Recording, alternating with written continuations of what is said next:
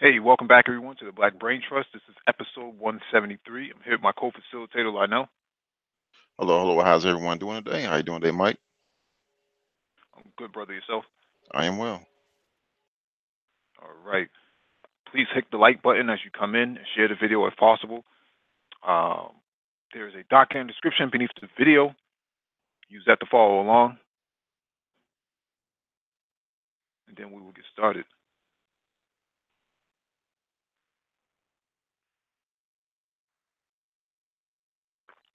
I also want to take a few minutes just to say, or a few seconds just to say that thank you for all the new subscribers who have joined in the last few days and the last few hours. Really appreciate it. Yes, thank you all. Really do appreciate that. Yes, yes, yes.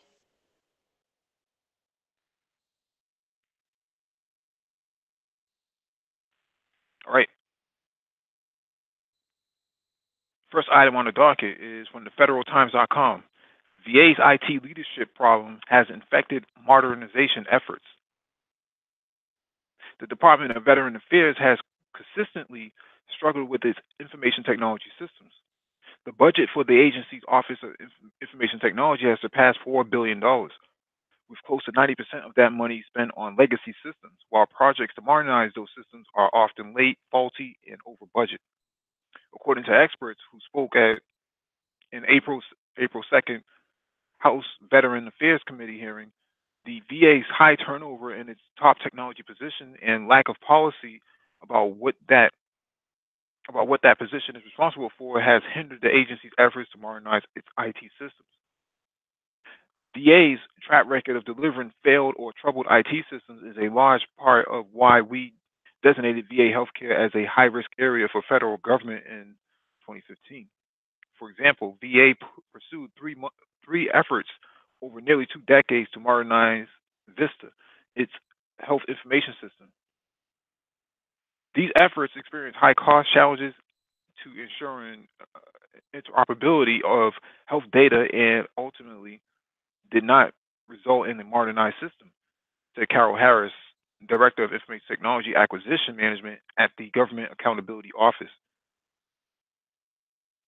In a March 2019 GAO report to Congress, the VA regressed in leadership commitment category due to frequent turnover of chief information officer term. Our work has shown that the CIO needs to be in office roughly 3 to 5 years to be effective, and about 5 to 7 years for any major change initiative to take hold in a large public sector organization, said Harris. According to Harris, the average tenure for the VA CIO is under 2 years, and the agency has had three acting CIOs since July, since just 2017. James uh, James Farrer was confirmed as VA CIO by the Senate in the last hours of the previous Congress, meaning that he has had just 3 months to influence IT policy at the agency. CIO tenure is a challenge faced by many agencies, but the VA has among the lowest tenure rates in the federal government. VA does not have any policies associated with CIO's roles and responsibilities associated with strategic planning whatsoever, and only minimal amount of policies in place related to the IT budgeting aspect, said Harris. Under the Federal Information Technology Acquisition Reform Act, agency CIOs are supposed to have insight and approval of all technology acquisitions and programs at their agency. The VA recently made the step of elevating its CIO to a position that reports directly to the secretary. But IT oversight is difficult when there is no one in charge for very long. So, um, I know you're a supporter of the VA, right? What's your take on this? Yeah, I can believe every word of this. Actually, the VA and this is me not really going in depth and asking people at my local VA, my VA administration about their IT positions, but you do get the sense of how everything is rolled out. You have the healthy vet. protocol, you have these different things that they don't work smoothly. They're always buggy. They're always difficult, not clumsy, but difficult to work with. The UI is not it's not as smooth. It's always you got well go to here, then go to there, then go to there, then go to there. It's not smooth. Also, a person would think that all VAs across the country would communicate with each other. So if I were to go to a VA in New York, you know, the doctor there can't see my records. They will have to call the VA in Chicago as if it's a totally different hospital. In geo location it is, but they're all under the same system. So it's difficult to transfer VAs. It's difficult. It's not smooth. And some of the things that the VA does in terms of IT, you would think, well, you all are getting this money from the government. Mhm. I've been to hospitals that look way better than some of the VAs that's out here. So I can totally believe this article. Yeah, as somebody who works in IT myself, they're right about what a CIO or a CISO's role is or CTO's role is.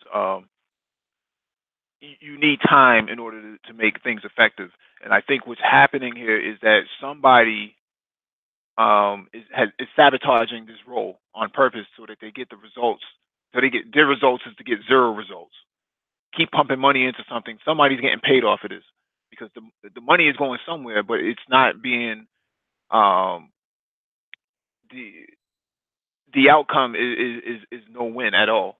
So if you're not winning as a CIO, that sabotages your career. Because if you're a failed CIO or CISO or even a CTO, VP, that's that's a disaster for your resume because part of being in a leadership position is to get wins, not losses. And what's happening at the VA is that someone is making sure that there's no victories. That you're gonna go 0-16 like the Browns, like the Cleveland Browns or something. You're gonna go winless. And I'm like, this is not effective. But I've heard before that the VA has robots in their facilities. I'm like, who signed off on that, but then left the IT infrastructure in shambles? Yeah, yeah, it's a weird situation. It they do have the robots in there delivering supplies to different departments, and they've been in the VA institution for years, if not at least a decade. But it's not the whole IT department isn't smooth, and some VAs are better than others, but you would think all would somewhat um, become that's what I'm looking for. All VAs would somewhat be on the same level in terms of their IT prowess in the VA administration, but they're not. Hmm. I mean, they spent $4 billion. I mean, that's a lot of money. You know, what you could do with billions of dollars like that for IT infrastructure. You don't even have to start with upgrading the legacy. You just start with something new, and you're going to go to the cloud. You're going to use AWS. You're going to use Azure. You're going to use Oracle or something like that. But you're going to use something fresh and new with that kind of money. You're not going to transfer a legacy system and bring it up to something new for what? What's the point? You just start something new and you decommission the old legacy IT infrastructure. So it just seems weird that this is going on and no one in the White House is calling this out. It just like there should be like a momentarium of yeah, the Black Cyber Network says $4 billion you could be the cloud provider yourself. He's right about that. Interesting. We got a thumbs down. Um, yeah, I just find that to be weird. Yeah, and there's not. It's not like there's um, a lot of VAs across the country. There are, but comparative to the hospitals that are out there, comparative to the percentage of the nation that are veteran, $4 billion. Now that something's going on. It's a money pit at Okay. at that point in time. Yeah. Oh yeah. Absolutely.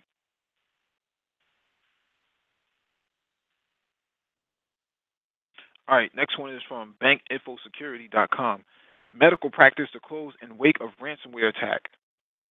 Doctors decide to retire rather than pay ransom or restore systems.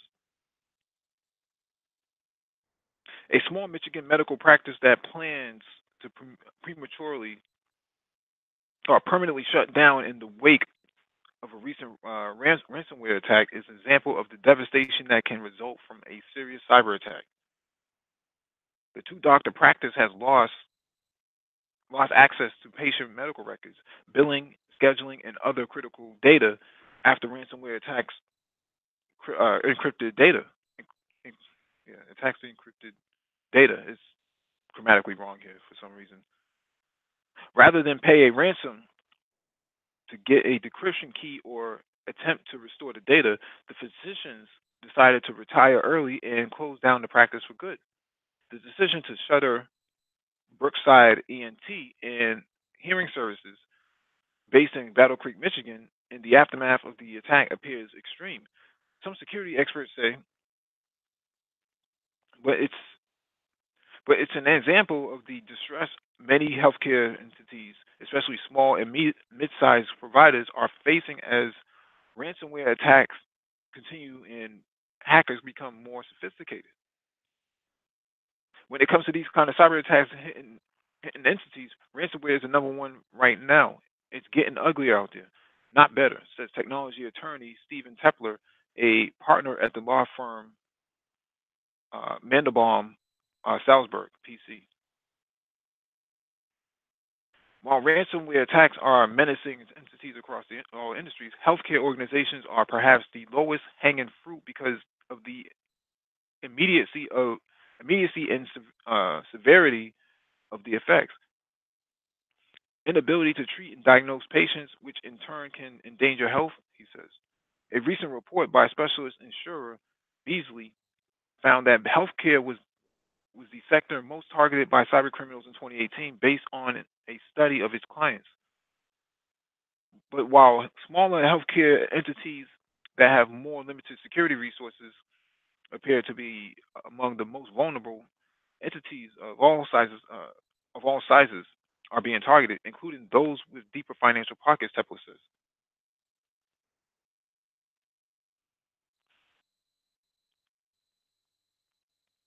Ransoms are easily reaching into the six-figure range. The criminals are basically doing their homework on what businesses does and looking at its size and financial metrics. He says, if you say we don't have money, the attackers will say you have a lot of money. He checked. The attackers have hit Brookside ENT and Hearing Center, demanded a $6,500 ransom for the decryption key, according to the local news site WWMT West Michigan. But rather than pay the ransom or try to rebuild its systems from the ground up, the practice's two main physicians decided to retire early. A Brookside ENT and Hearing Center office worker who answered the phone on Tuesday confirmed to the Information Security Media Group that the practice was shutting down permanently, tentatively on April 30th, due to the impact of the ransomware incident. She declined to discuss other details. Efforts by ISMG to reach the practice's two doctors for comment were unsuccessful. You see, I don't want to go too far in this because it's talking about gibberish after that. But the point of the matter here is that cybersecurity is real. I know what your take on this. I just saw something. I think the World Economic Forum did a report or a study that said that it's not that hackers are getting better. It's not specifically because of that. It's because the the the security protocols that a lot of these businesses have are not uh, up to date. It's not. If you have a password that someone can easily find out by looking at your Facebook, by looking at your social media, by putting in the first wave of attack is password one or password 1 2. Go through that and go through the normal things people put as passwords or the secure things. You have to have a secure system in place. And what they were saying was that it's not simply that these hackers are getting better. It's just that the same things that we tell people don't do, as put your password 1 2 3 or password one, people still do it. So those simple ways to hack something is still prevalent. I don't know how that pertains to this, but it just made me remind me of that. Yeah, and don't leave your wallet on the desktop. Yeah, So, yeah.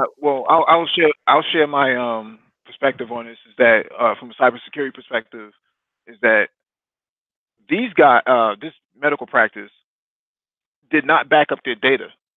For one, and number two, they never encrypted it, and number three, they never had any cold storage.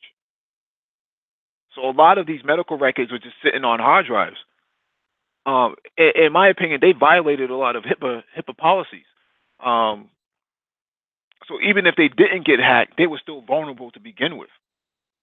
So I don't think any antivirus would have detected this anyways. This was a very sophisticated attack.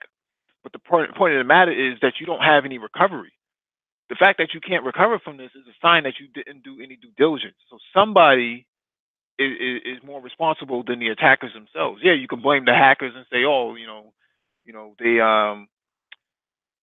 they're holding this for ransom, and they want $6,500. But at the same time,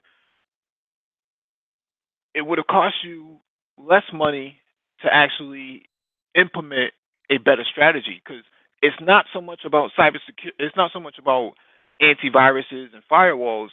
This has to do with strategy. Your IT strategy was poor to begin with. So whether they hacked you or not, something was bound to happen. So in this perspective, this is where blockchain comes in. Blockchain isn't 100% bulletproof, but blockchain would have prevented something like this from happening because the immutable nature of blockchain and the cryptography that goes into blockchain would have prevented something like this from immediately happening. And too many greedy, selfish CEOs and owners of organizations that don't want to take this stuff seriously end up biting the dust like this organization just did. And it's interesting you just said that because also in that article it said 30% of of the top 100 companies in America do not have a dedicated security officer that would make sure that their records and information is secure. And on top of that, what else did it say? On top of that, the article said something about low hanging fruit. And these places that are low hanging fruit that are for hackers, it's because their first profession is not security. Like in this case, their profession is doctors and physicians.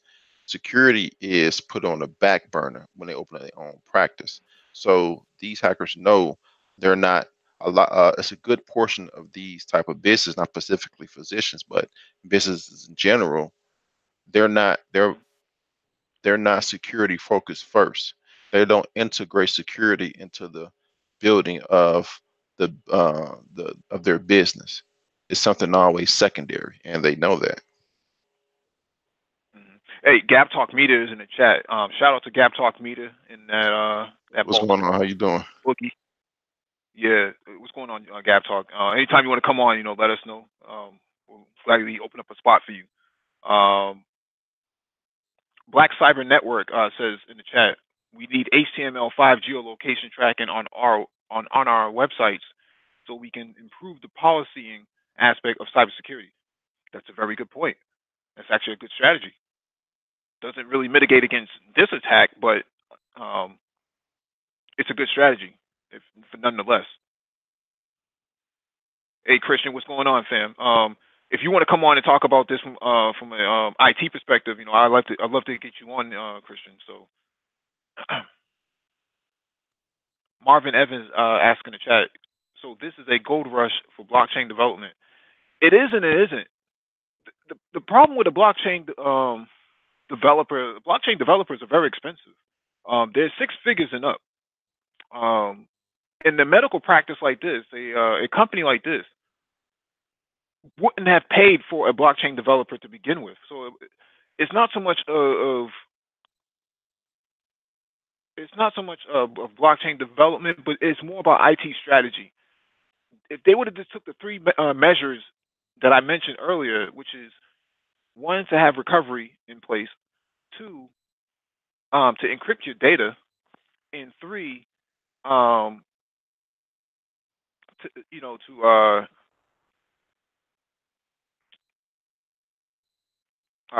my mind just went blank. But the first two, which is high availability, confidentiality, and integrity, is what makes up security. So the integrity would have been the encryption, the confidentiality, or the confidentiality would have been the encryption, the integrity would have been the authentication, and then the availability would have been your DR strategy.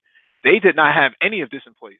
So as a medical practice, regardless of the fact that your data has been um, locked out by the bad guys, the federal government is going to come down on top of you for this because you did not meet HIPAA compliance.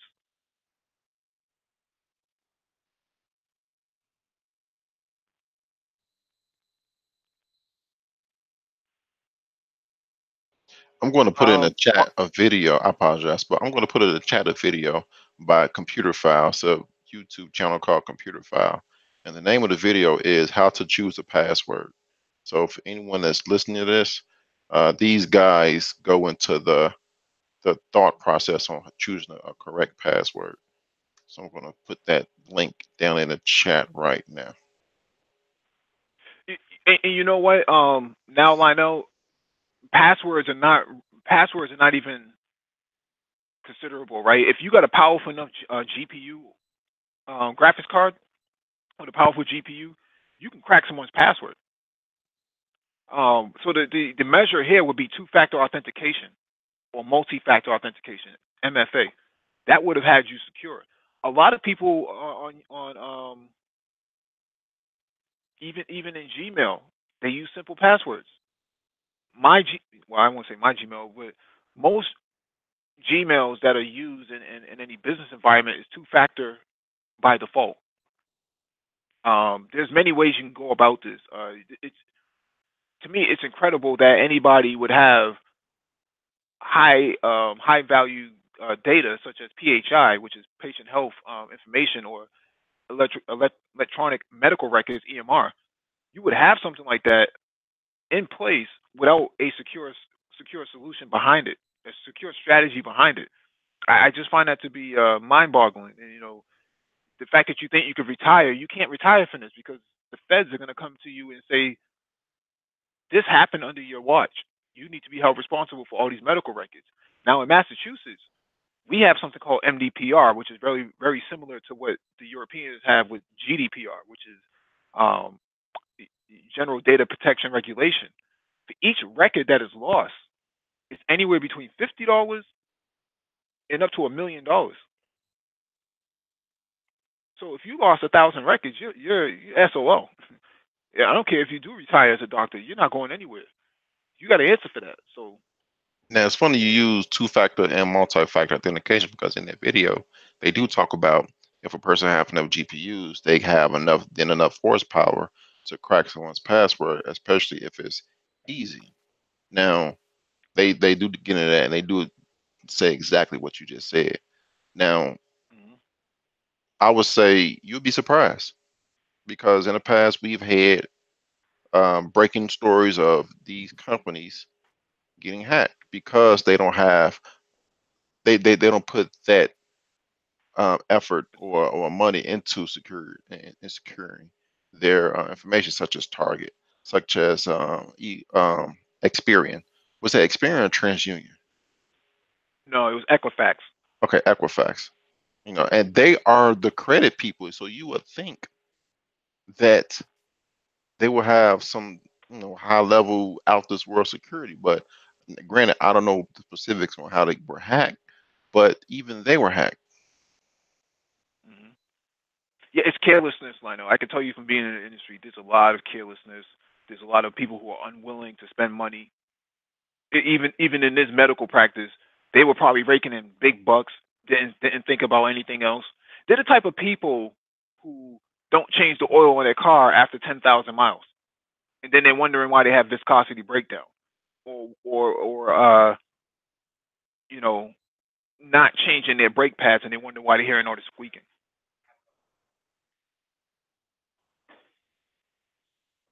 Marvin in the chat says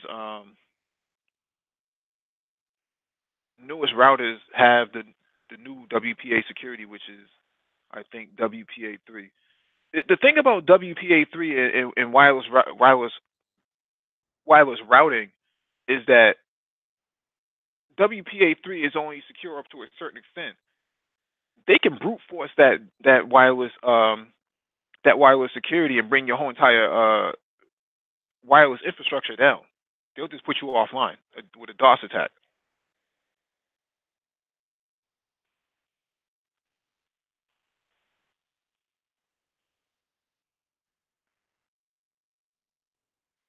Yeah, so it just whether you replace your routers, that's not going to help you. In this regard, these guys were they were targeted. They knew how much money they had. They knew the bad guys I'm referring to. The bad guys knew how much money they had. They knew how the business moved, and they knew how much to ask from them in that regard. So asking for $6,500, they kind of knew what kind of money was coming in, and instead of just paying these guys, um, they decided to go home and have an early retirement. And that's not going to work. You're going to find yourself in the courtroom really really soon because you got to answer to a judge as to why um, you did not secure patient's information.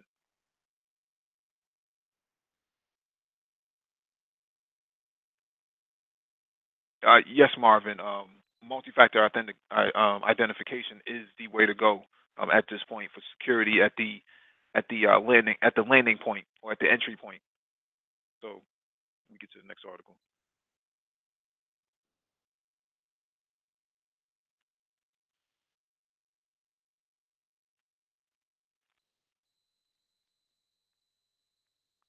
All right, next one is from ABC.com. Black Girls Code. Microsoft hosting coding classes for young women at South Point, Durham, North Carolina. A coding class for young women was held Saturday morning by Black Girls Code and Microsoft at the streets at South Point. South Point. The, the free 2-hour introductory course was held at the Microsoft store for young women ages 10 through 13 who are interested in coding. According to the events page, the class aimed to help the students understand more about how the opportunities in computer science. This is poorly written. Opportunities in computer science and coding open up for them. The students use block coding and make code arcade to create their own video game.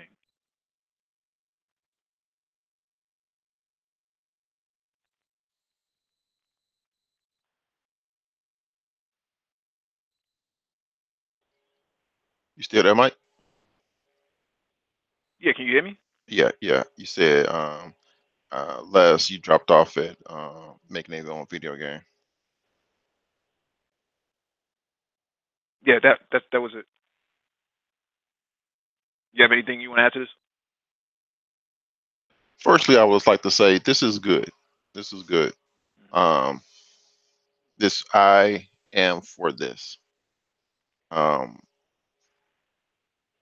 I, as a black male, I don't want my sons, brothers, nephews left out because of this. These toxic masculinity, that all that jazz. I don't want. my kind left out because they're listening to what's popular in the media. Mhm. Yeah, this is although they're starting a little bit late, it's still good. Usually want to get kids into this stuff around uh, 6, 7 years old. They're starting them off at 10, 13, which is not bad, but it's also not the best time to really start. You always want to try to get them as soon as they hit kindergarten. So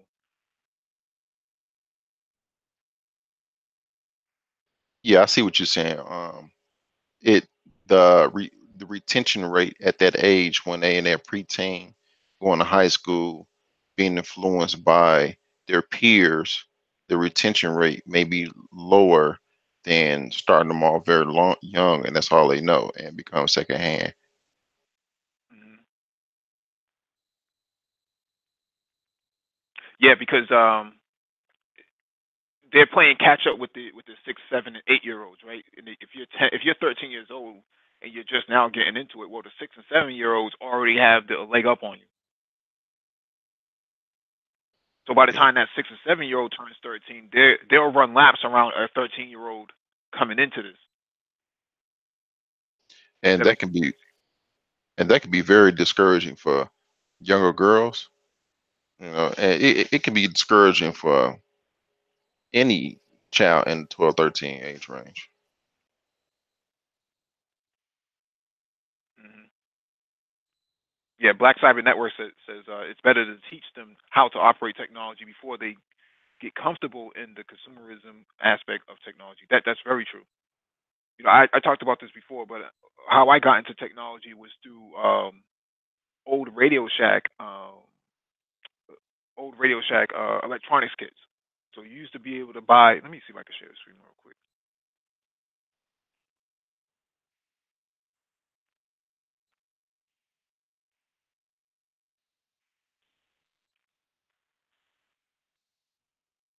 Oh, here we go, right here.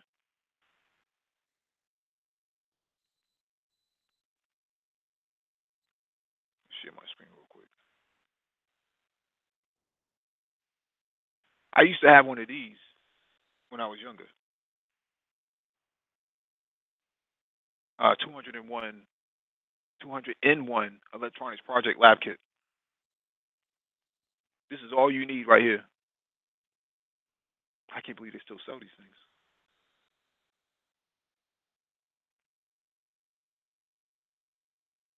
Yeah, you can't beat that. You can't beat this at all. This is exactly how I got involved.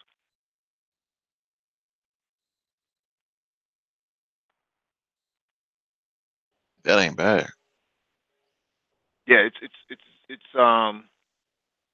it looks complicated, but once you read the directions and stuff like that, it's actually really good.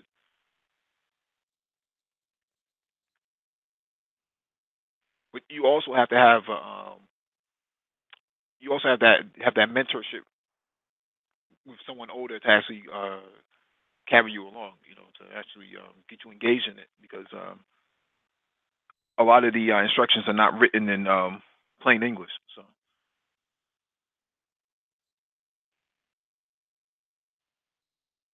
all right, this one is from cryptobriefing.com. Decentralization, the big problem for blockchain. Decentralization, one of the buzzwords of blockchain technology. Companies and websites have sprung up that include this word as part of their name. Decentralization has been touted as the most advanced feature in fintech. The acronym DLT, decentralized ledger technology, has become a synonym for blockchain in the fintech permission environment. Few realize that decentralization is itself the problem and has kept blockchain technology stalled for many years. Let me explain. In the 1960s, computer systems were centralized or configured as a star network. Only in the early 1970s did the need to connect computers from multiple manufacturers become urgent. As time as the time, the nodes of the few existing communication networks were typically organized hierarchically, but from the very beginning, the protocols implemented in the nodes of the Opera net of the Opera RCP net, PISA, and other groundbreaking networks preceding the internet were designed with the general idea that no central node or authority should control, lead, or be the center of or the or own the network. In other words, we knew that a centralized star multi-tier network with its innate bottlenecks was not going to satisfy even the 1970s requirements of thousands of users. We also guessed that by reducing the number of bottlenecks through decentralization, the problem would be reduced, but not solved. We knew that a solution would have to use a distributed peer-to-peer model. Since many organizations would be involved in provisions of nodes, links, and possibly unreliable hardware and software, we had to assume that the network was unreliable.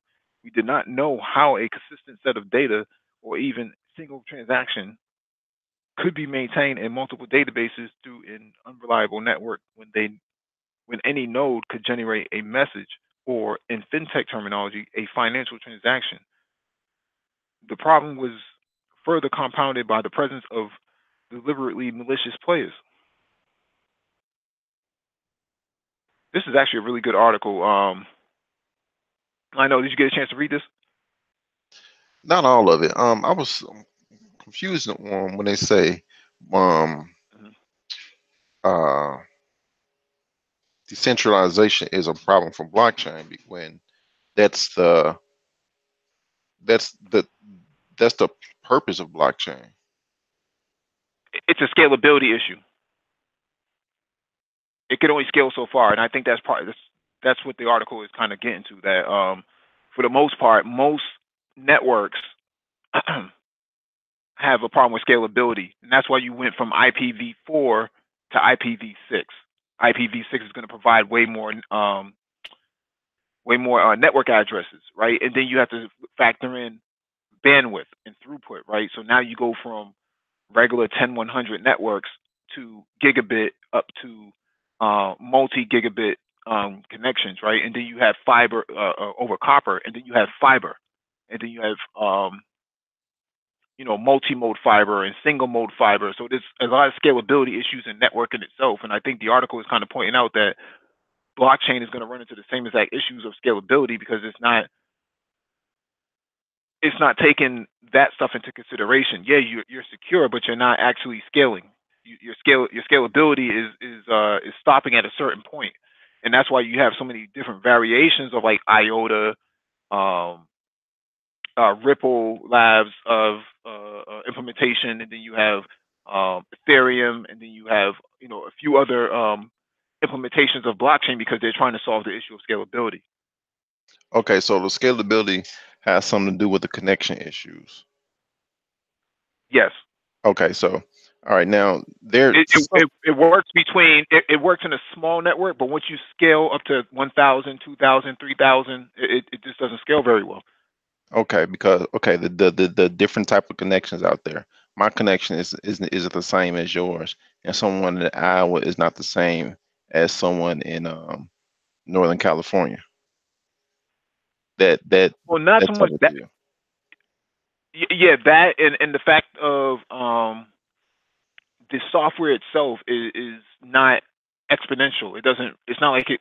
It's not like the connection between you and I is going to be the same between all of us on the internet. It's not going to be the same. So it's Okay, gonna stop at a certain point. It's going to stop at a certain point.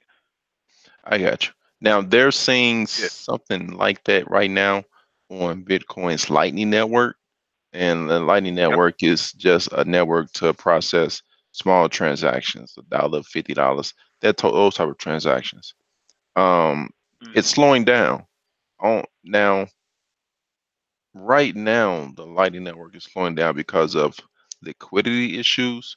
But people have been saying since the start that the connection speed is not as, even though it's faster as Bitcoin's transaction speed and connection speed is still not as fast as it needs to be. And now that you broke that down, I understand what they're trying to say.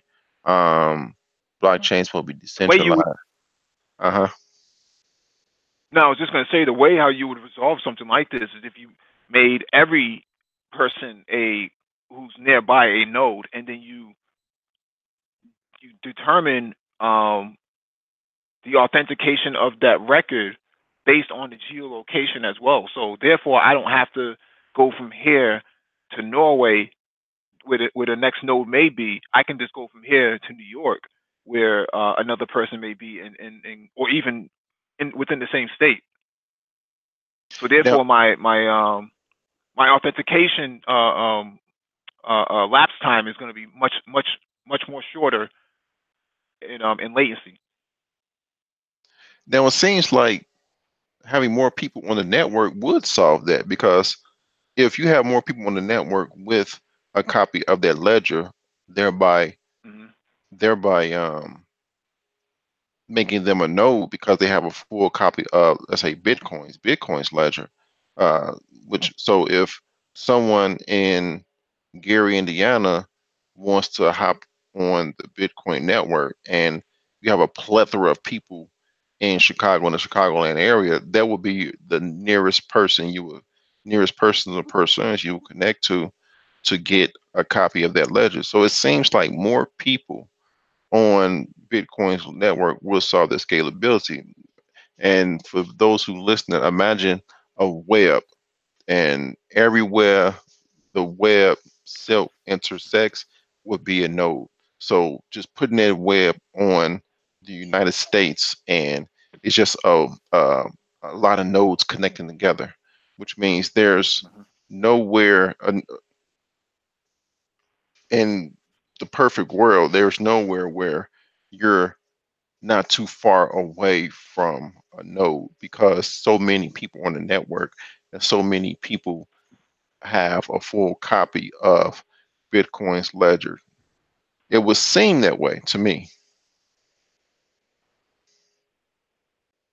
Yeah, I think the problem is the software, not so much the network itself.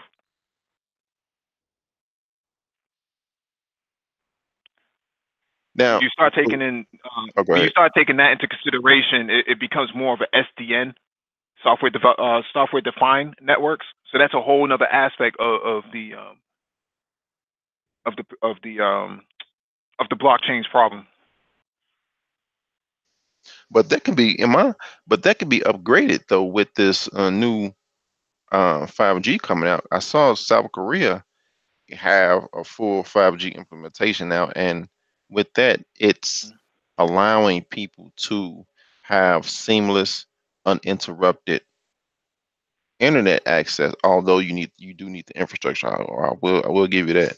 But once the infrastructure is in, that means now that, short of updating the code, the Mm-hmm. connection will be stronger with 5G.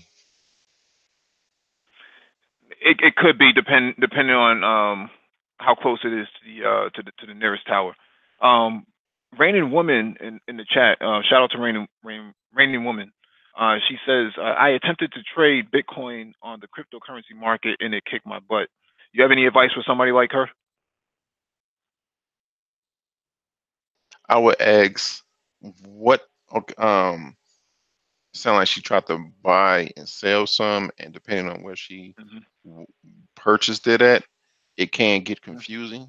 Um, I will have to ask her, what did she try to do, um, and where, and depending on where, I can probably tell her why I was so confused, because some of these exchanges, they are straight up exchanges, and they're not easy to get in the beginning. It takes time to say, okay, look at it and figure it out, like ABC it, and say, okay, I understand what they're doing. You got the order book, you got the buy sell orders. You're trying to figure out, well, I'm trying to sell this, how much to convert USD to Bitcoin. You got to look at converter. So it's not as easy as someone just coming in and trying to do it. Yeah, I would recommend that Reigning Woman download Coinbase. Yeah, That's yeah, probably the simplest app, for trading cryptos on the marketplace and buying cryptos on the marketplace. It's about as simple as going to a Western Union, probably even simpler.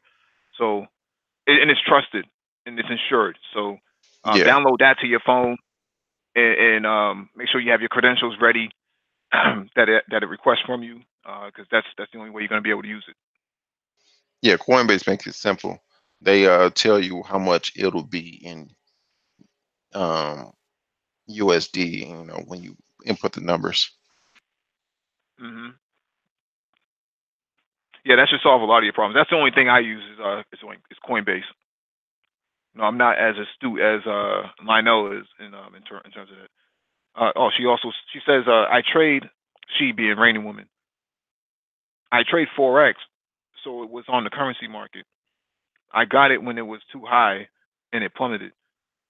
Then the spread was larger too. It depends on which foreign for which foreign currency you're trying to exchange. If you're trying to move from U.S. dollars to Japanese yen, yeah, you may see some deficiencies there.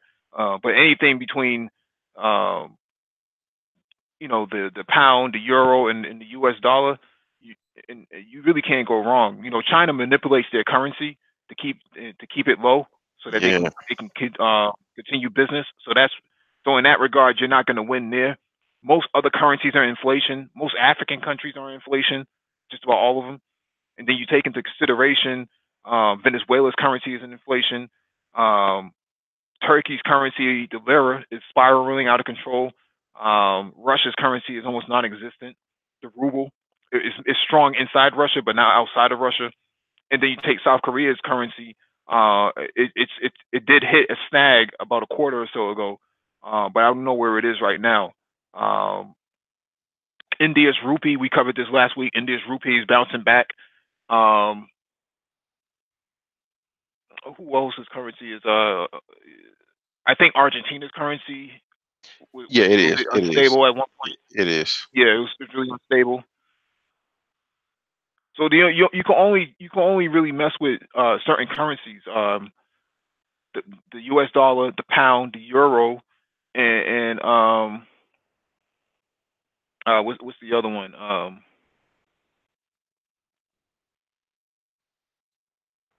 What's the other one I know? You said the euro, pound, the The yen. South Well, Korea, South not the Korean yen. currency, Um.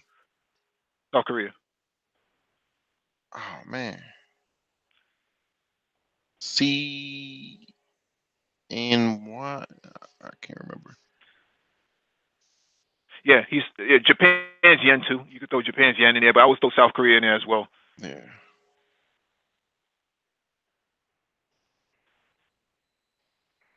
Trying to look it up real quick Yeah, because it's yeah, my phone. yeah. Leave the cryptos alone unless you actually know what exactly you're trying to accomplish with getting that crypto. If you understand what the crypto's target market is, then you can actually invest into it. Um, XRP. What else?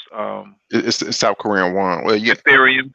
yeah. Ethereum, Bitcoin, XRP, EOS, Cardano, Stellar, and I Litecoin. always right Litecoin. I always advise Litecoin. people to stick with the big players. Mm-hmm. Yeah, Ghana Warrior got it right in the chat. He said the Swiss franc.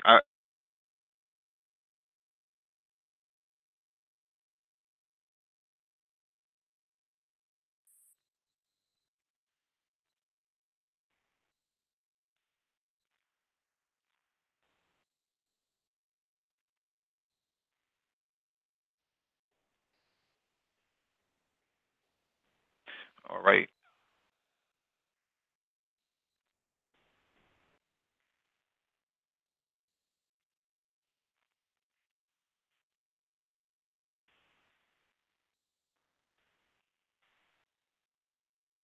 All right. This next one is from hackermoon.com.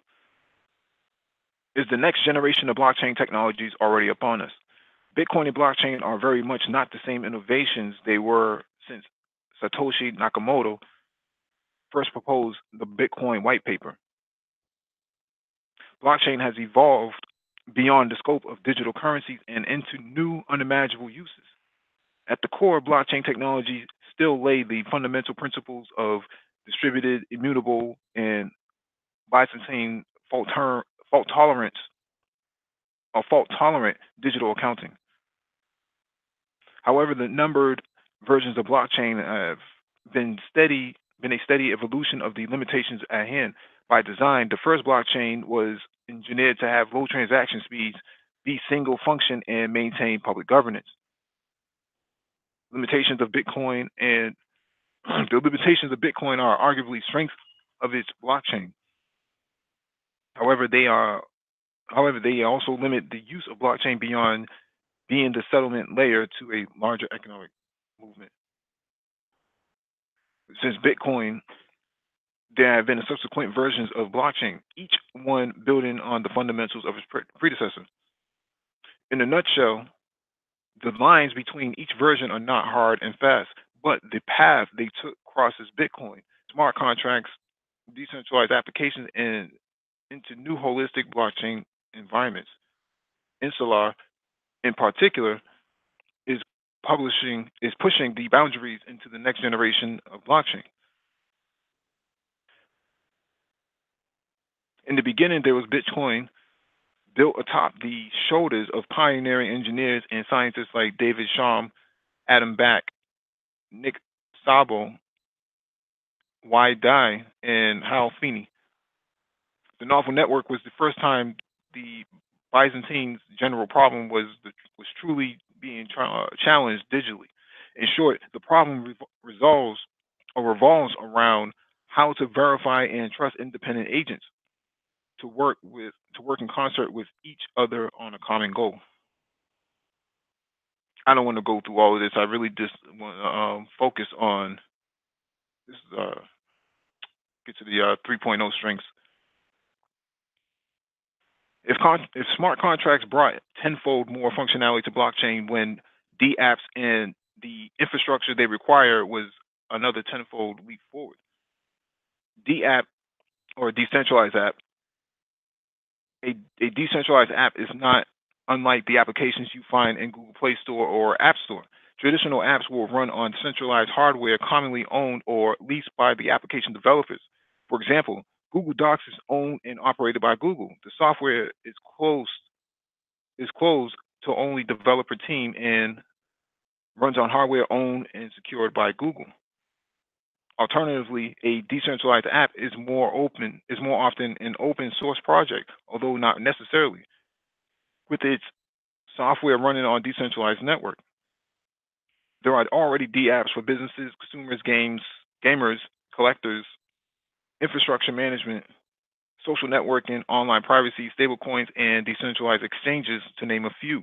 The lion's share of decentralized apps run on the smart contract blockchain.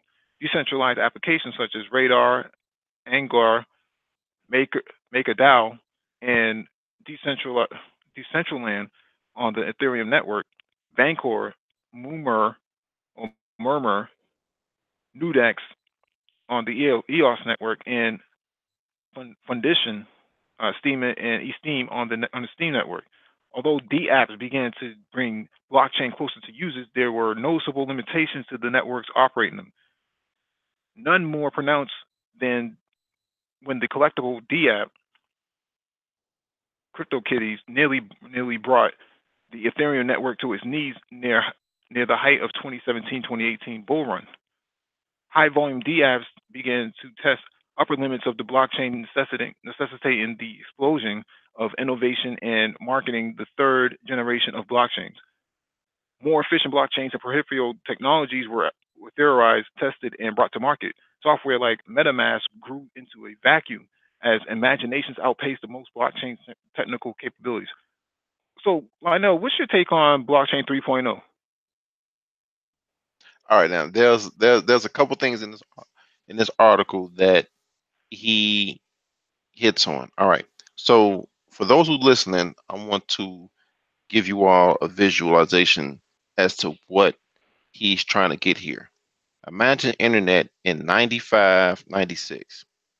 Um, at that point in time, we did not have Facebook, we did not have YouTube, Instagram, and the ease at which the internet made our lives. As a matter of fact, we very few of us could foresee those things. Now, at this point in time in blockchain is not even really at that time, it's very close. So we can't foresee how blockchain will make our lives better in many different ways because the internet is still perfecting itself. When blockchain started, Bitcoin and blockchain came to the party together January 3rd, 2009. Satoshi Nakamoto, he or them, didn't foresee that Bitcoin would hit $25,000 because Bitcoin was not even traded for money not until 2011, the famous pizza um, story. So now what they're saying is this blockchain, people are seeing what it can do and saying, well, it can be used for all these different things. When he mentioned crypto kitties, now I'm gonna lay some on you all, so follow me. Crypto kitties, everybody love kitties. YouTube kitties on YouTube is one of the highest clicked on videos on YouTube. What these developers did was take that concept and put it on Ethereum's blockchain. Crypto kitties is what you would call a non-fungible token, which means if you have one kitty, that one kitty on a blockchain is like owning your own unique kitten. You can trade it, you can send it somewhere else. It's not divisible. So when Bitcoin is like zero point 0.9 something, these are the things in which they're looking at blockchain and saying, well, you can do all these things, tokenizing cars, tokenizing apartments, tokenizing buildings, tokenizing games, taking something you bought in one game and using it in another. Um, so they're looking at this blockchain and saying, well, not only can you use it as fintech, but you can use it in all these plethora of things. We just talked about how blockchain can prevent cybersecurity hacking. So Mm. that's what he's getting at. He's really barely. I don't think he's scratching the surface on the ideas out there so far, in which blockchain technology can improve a lot of things. The limitations are in human thought, not Right. actually, the development aspect of it. If you could think of it, it can be done. So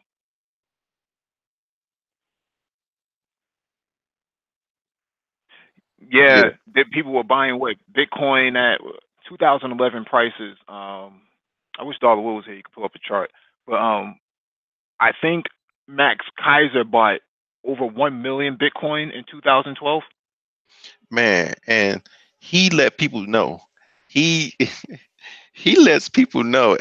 He say Bitcoin is the future because when Bitcoin first traded for monetary value, it was in the forums when someone said, "Hey, I'll give you all such and such if someone buy me um some pizza," and someone bought some pizza, and he sent like I think 10,000 bitcoins. Then from that, it just was on. Hmm. All right, let me get to this next one.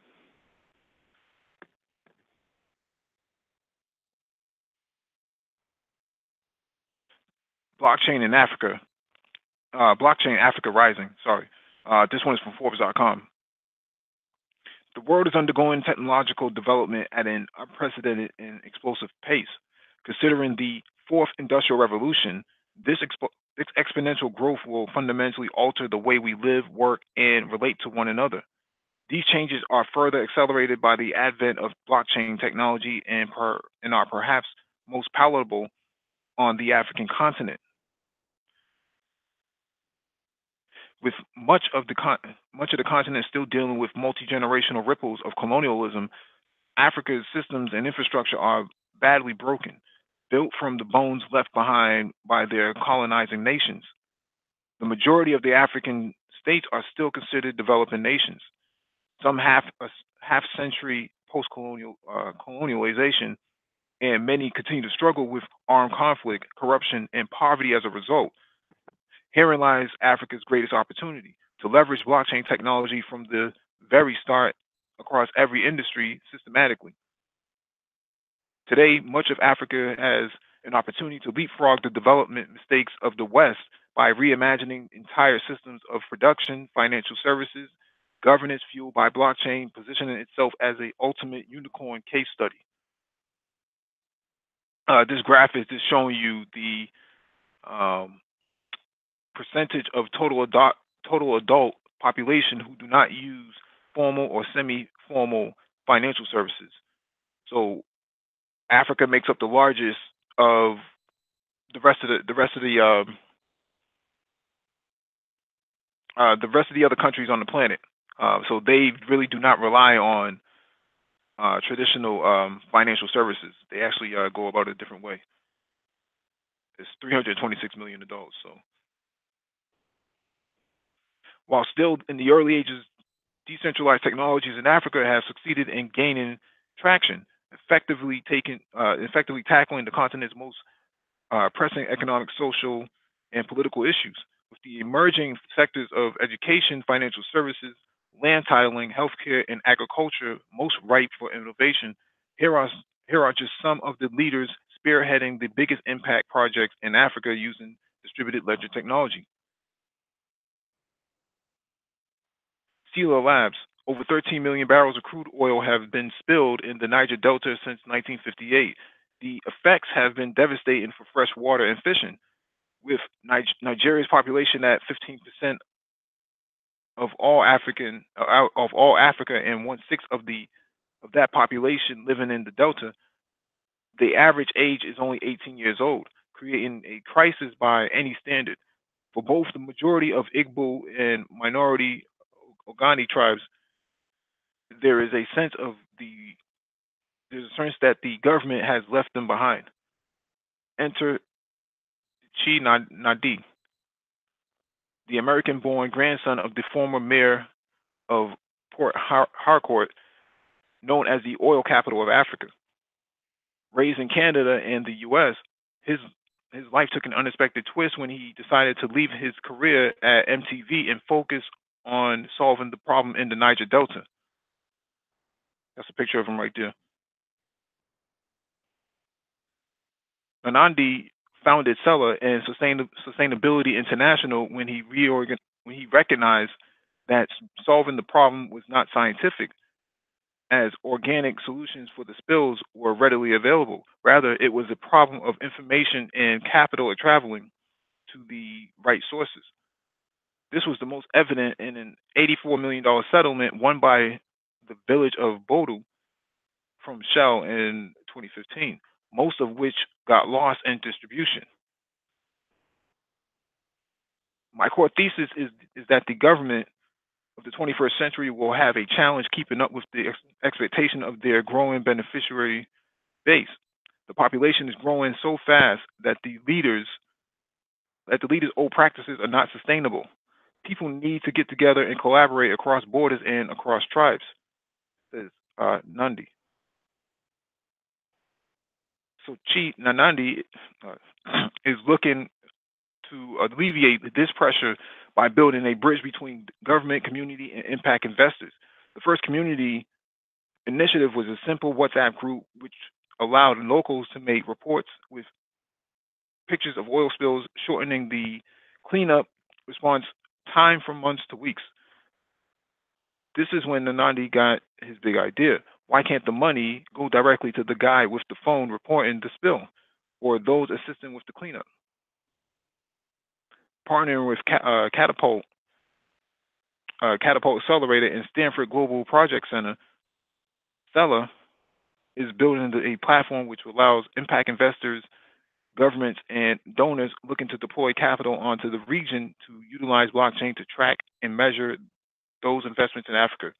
It's interesting that they talk about impact investing because we have a hangout coming out on Saturday that focuses on black social enterprises and the and impact investing in social economics of a post-capitalist society or stepping outside of capitalism. So that's what that hangout is going to be out this beyond this Saturday. It's interesting that they talk about this. I'm not going to go over all of these. I encourage you to actually read this article because it's really good. And we have been talking about this for a minute on this channel that Africa is going to be on the forefront of all emerging technologies. And they talk about that in the first paragraph, the fourth industrial revolution. Um, Black people have to get at the front of the fourth industrial revolution and not come at the back end of it. Because this is the only time you're gonna have an opportunity to get into this market. And if you try to get into it at the tail end, you are gonna get left behind. Lino, you have anything you want to add to this? And I wholeheartedly agree with you. According to that graph, it said 80% of the African continent is do not delve in formal, some type of form. They say formal or informal. I mean, it said both formal and informal, right? Mm-hmm. Banking. That's a lot of people. I know 326 million. that's a lot of people, and that number is just going to grow because most of Africa's population are millennials and under. Millennials, Zennials, Generation Alpha. That they Mm-hmm. that's a lot of people.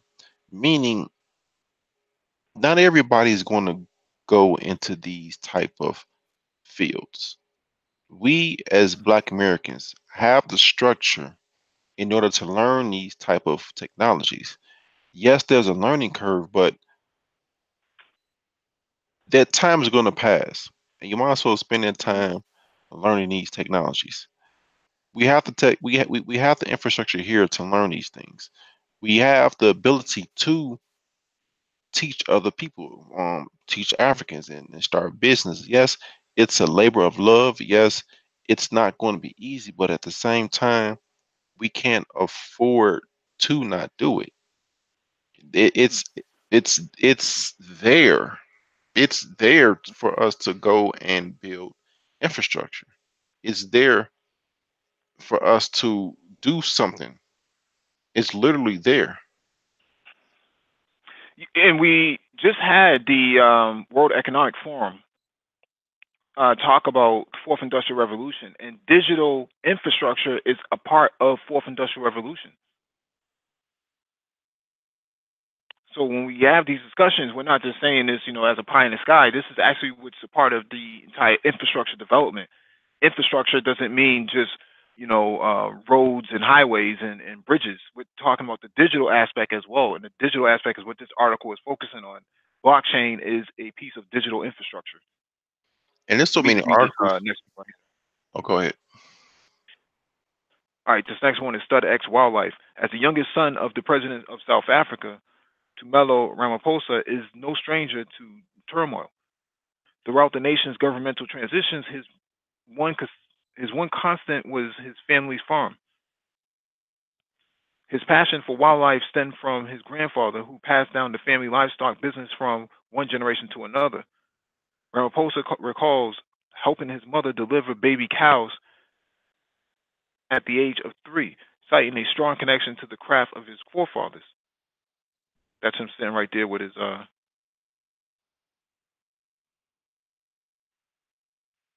farm. After discovering Bitcoin in 2010, Ramaphosa started to ideate StudX, a digital version of his family farm within the cryptographic space. This quickly grew to a movement to protect and conserve rare wildlife through impact focused capital. Again, more impact investing.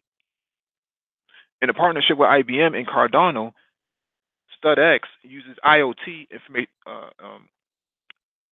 in Internet of Things to discourage illegal poaching through tracking the location of the animals their heart rate, and other significant activity all on chain. The goal is to use more technology and less human contact to allow the animals to roam naturally. FedEx also allows for ownership of an animal, of a whole animal, through an ERC 721 non fungible token, or fractional ownership through ERC 20 token, which becomes handy as certain rare animals can go up to $11 million in price.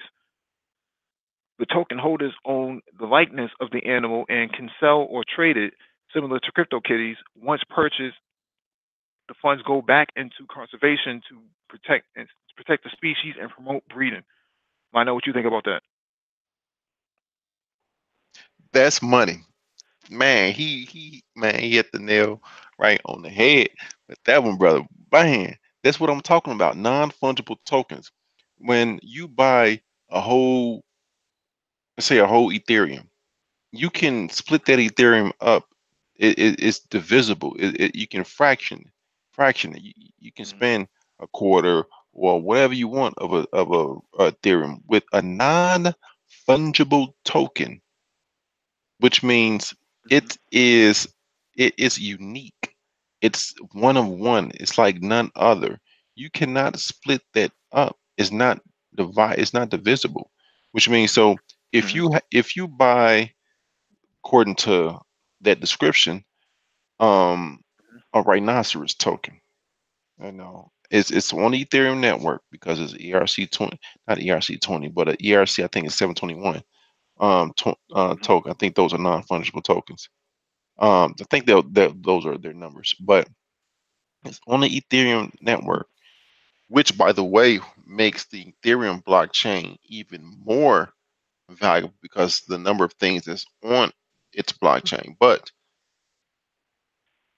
that could be a trillion dollar blockchain in the future. But according to this, you can buy the likenesses of these animals, and as the price goes up, you can trade them to others who want that rhinoceros, who want that giraffe, who want that lion, who want whatever animals that are native to wherever he has this program going, which All right, means let me get to this next one. this is crazy. Crypto Savannah, leading solutions development and education efforts in Uganda. Kwame Ruganda launched Crypto Savannah. Ruganda recalls his family leaving the country during the Civil War, growing up in Kenya and Sweden before returning to Uganda. He went on to study at Harvard and discovered Bitcoin and the power of blockchain technology in 2013. Now, with his father leading the government of Uganda and as prime minister, Uganda is in a unique position to expedite the position of the adoption of distributed ledger technology top down. Crypto Savannah, Crypto Savannah chose to focus strongly on education, creating a skilled workforce in Uganda and surrounding countries trained on Cardano and Ethereum. Most notably, the organization is actively sponsoring lady engineers through an African Women in Blockchain Initiative, AWIBI, hoping to achieve gender equality in this sector. I find it interesting that the triumphs that these black men in Africa have. If he was in America, they would just call him an educated lame. But I digress. While the first industrial revolution was characterized by steam engines to mechanize production, the second by electric power for mass production, and the third by the use of electronic and information technology to automate production. The fourth is the digital revolution, characterized by a blurring of lines between the physical, digital, and biological. It is it is frequently said that Africa as a continent has been left behind, riddled with corruption and poverty. It has missed much of its benefits of the first industrial revolution and many of the systems that developed in Western societies following it. But true to its industrious nature, Africa did learn how to leapfrog, as evidenced by its move past landlines and straight to wireless communication. Very true. Now, as the Western world debates the potential of cost overhauling our legacy systems in favor of digital and decentralized future, Africa asks no such questions. It has embraced the future, ready to adapt without regret. Looking at the blank canvas, its leaders can ask the questions Westerners would never dare. If you could rebuild your society with the aim of a more sustainable and equitable future, how would you do it? What an amazing article. Um, all this stuff about toxic masculinity. What are they talking about? None of that's just going on over there.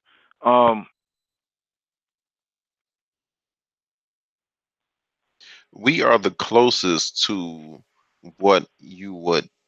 This channel is the closest of what you would come into with the black men doing what the black men doing over there. We talk about these things. but Lionel, Go ahead. what are black men? But Lionel, what are black men doing to fight white supremacy? Hmm.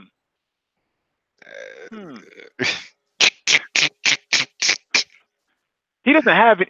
Those brothers dancing around in the dirt, defending those animals and looking for gender equality on the continent. They don't have any swag. Those are educated lanes.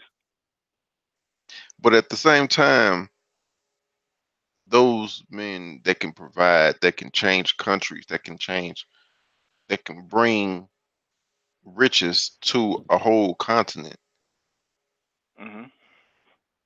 How can you then say that they're not men? They're not, Well, because that's, well, yeah. rest in peace, Nipsey Hussle. Right? Isn't that the talk right now, Nipsey Hussle? Meanwhile, you got black men on the continent with very few resources, developing not their neighborhoods but their whole entire continent, leveraging digital technology for gender equality, saving animals, It's protecting wildlife. it's funny. It's funny you say that because yes, rest in peace. But he was investing in the cryptocurrencies, investing in doing some, not some, no, well, not all, but some. But they don't talk about that. And then with these Hmm. black men on the continent that are actually doing these things, taking these technologies of the fourth industrial revolution and utilizing them to what's Hmm. needed on the continent, to in utilizing them and creating their environment and their people and that African continent better. Hmm.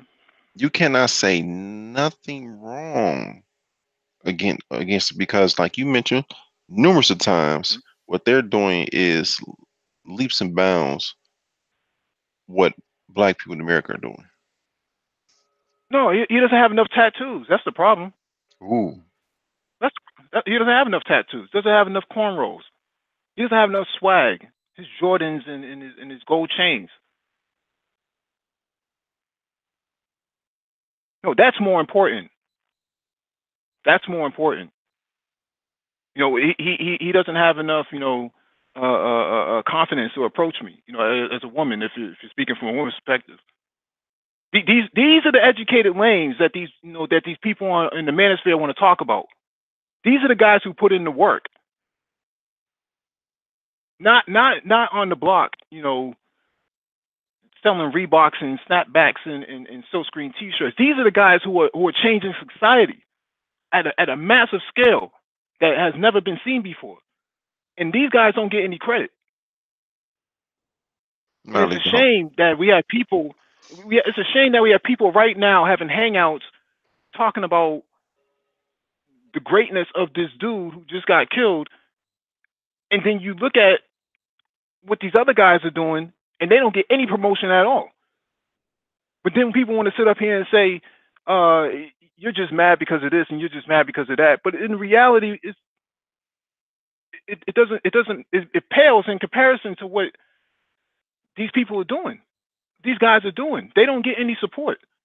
They don't get any promotion, and they do it because it actually means a lot more to them than to everybody else. But when you have these conversations on YouTube, man, they'll sit up here and pretend like, you know, This one guy with tattoos and can spit a few bars and puts out a mixtape, he's more important than anything else out here. I don't even want to, get on my Yeah, soapbox because I can yeah. go in on people. It's yeah. Kudos to them that's on the continent doing these things, and even the ones that's not even on the continent doing. But there's who are taking this fourth industrial revolution technology, not just blockchain, not just IoT.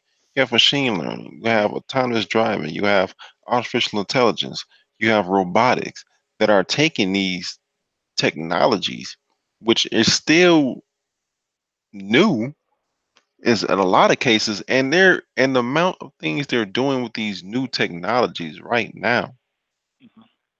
tells me that that leap they made over landlines to straight to cellular technology capacity, they will leap like great leap over a lot of countries, non-African countries.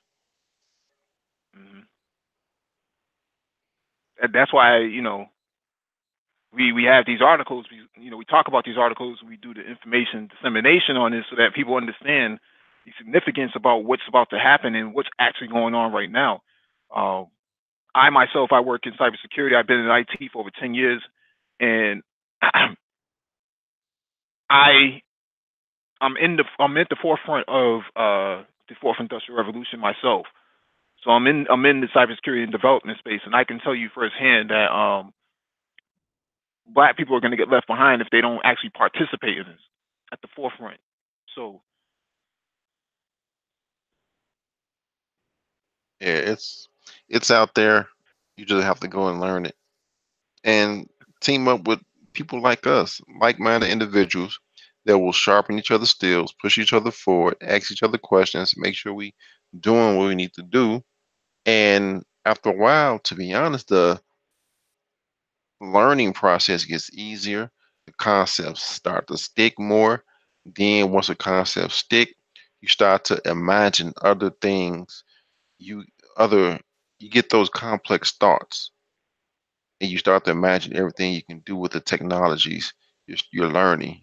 And as time goes, you become better and better and greater and greater. mhm. Yeah, and innovative ideas come from complex thoughts. So if you're not having any serious dialogues on things that are sophisticated, then I can almost guarantee you're not going to be ready for this new wave of industrialization that's about to take place. And unfortunately, for a lot of black people, they're just not ready for this. They, I see it right now. There are very few. If we want to put our numbers into perspective, right? We have 21 people right now watching, 25 likes, and one thumbs down. That's the percentage. If you want to put the likes into a percentage, that's the percentage of black people that's going to make it. Because if you're not here watching our live streams, and you're not supporting it from a thumbs up perspective, chances are you're not ready for what's about to happen. Automation, artificial intelligence is taking jobs every single quarter. You look at the jobs report from ADP, which is somewhat synthetic, but it's a baseline to work with, but it's not the end all be all. Those jobs are following slow job growth is happening right now, and it's going to continue like that until 2020, 2021, 2022, until you just see a massive drop off due to a lot of industrialization or fourth industrialization within the workplaces. So they don't actually need humans anymore. They can utilize artificial intelligence to leverage a lot of retail jobs and a lot of um, cold calls from these robocalls and stuff like that. The robocalls are so good right now. You can't even tell it's a robot on the other end or it's a computer on the other end. It sounds like a regular person. Yeah. Um, Davatal asks, will 2020 be late for blacks to get into these technologies? I don't think so. You well, just get into it now, and by these later years come around, 2020, 2021, you'll have some good knowledge. Let's get into it now. Jump in, cold feet. Well, cold pool, just jump in. Mhm. All right, let me read this next article before I'm behind. This one is from hackernoon.com. The quantum computer, annihilator of contemporary blockchain technology. We talked about the scalabilities earlier. With the popularity of cryptocurrencies on the rise, specialists in the area worry about how when it comes to when it comes about, quantum computers will threaten blockchain technology, which at the moment still lacks reliable data security. Looming threats. Quantum computers are our future, not just cryptocurrency, but in all areas of life. Through the fear that they could, in the realm where they are seen as being of the most use at the moment, crack the cryptography which blockchains use for security. The threat is a real one. However, some scientists believe the only way to counter this is to use quantum blockchains as a wall against the threat. My whole interest in blockchain mining came about after an acquaintance who takes it quite seriously introduced me to his side job in 2016. At the time, I was working as a copywriter and English teacher at the language school he owned and ran with his wife. I had my own classroom. Next to the classroom was a teacher's room where we had our registers, textbooks, and other educational resources. It was summer. Most of the semester Most of the semester time courses had finished. This meant the language school was quieter than at any other time during the year, as the demand was less, and there were fewer lessons. My acquaintance expropriated his teacher's room for July and August. Anyway, to cut a long story short, one day when I came in for lessons and was heading upstairs, I heard this irritating humming sound coming from the teacher's room. Being the nosy person that I am, I had an eyeball inside inside the room. On the tables and floor were five Bitcoin GPU miners. I knew what they were, but had never seen them in the flesh before. I asked my acquaintance what he was doing, and that got me hooked. A month or so later, and after some initial conversations with him, I ordered a cheap 21 Bitcoin computer off of Amazon. My acquaintance's GPUs were a higher spec and a lot more expensive, which he had bought from China. That, however, didn't bother me. I was just going to see how it worked out. It was all a little bit of fun, a hobbyist interest. The running cost of it was ludicrous noise it created and made the 50 gigahash per second machine not really a good investment. Although my acquaintance was teaching me all the ins and outs of Bitcoin mining. I soon became disillusioned with it, mainly due to my partner and a daughter becoming sick of the racket it was making in the spare bedroom. And my child was screaming, "It sounds like sheep in my room." And within a month, I switched the machine off, selling it online for a much lower price than I had purchased it for.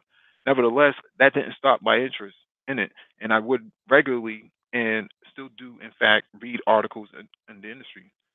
Lionel, um, what's your take on quantum computers being able to defeat current blockchain technology? Um, in terms of breaking a blockchain is only as strong as the number of users that are securing the network. Now, in terms of breaking or figuring out the private keys to someone's wallet, you can. That's possible because what a quantum computer does, it um, correct me if I'm wrong, it's able to go through different com- computations at the same time, conduct different computations at the same time. But with GPUs now, it's more um, they do it in linearly, but with a quantum computer, they can do everything at the same time, which means they can conduct more computations over a longer period of time, and they can possibly figure out what's said to take thousands of years to figure out someone's private keys can do it in a short amount of time. That's the Mm. perceived threat of quantum computing. But if a blockchain, if and there's different blockchains, do not have a lot of people that are securing its network through whatever consensus protocol it may have, then a quantum computer can potentially perform an attack on that blockchain, a 51% attack, or these other type of attacks on that blockchain because of the power it possesses. I know Christian earlier said a Threadripper with a couple of GPUs can crack um, the best of passwords out there, but quantum computing, a quantum computer is extremely better than a Threadripper. So that much power focused on attacking the smaller blockchains and trying to figure out people's private keys can become a problem in the future.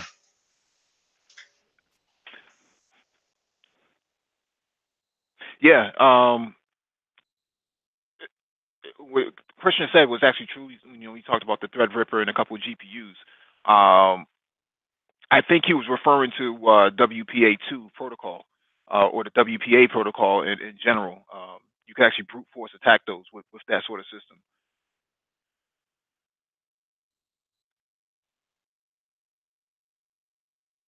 Oh, okay, okay. Yeah, so your wireless security is at risk in a situation like that.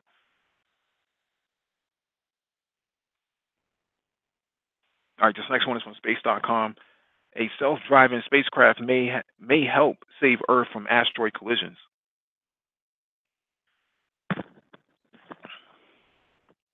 Europe's next asteroid mission could, which could launch in 2023, will rely on the same kind of navigation technology as self-driving cars.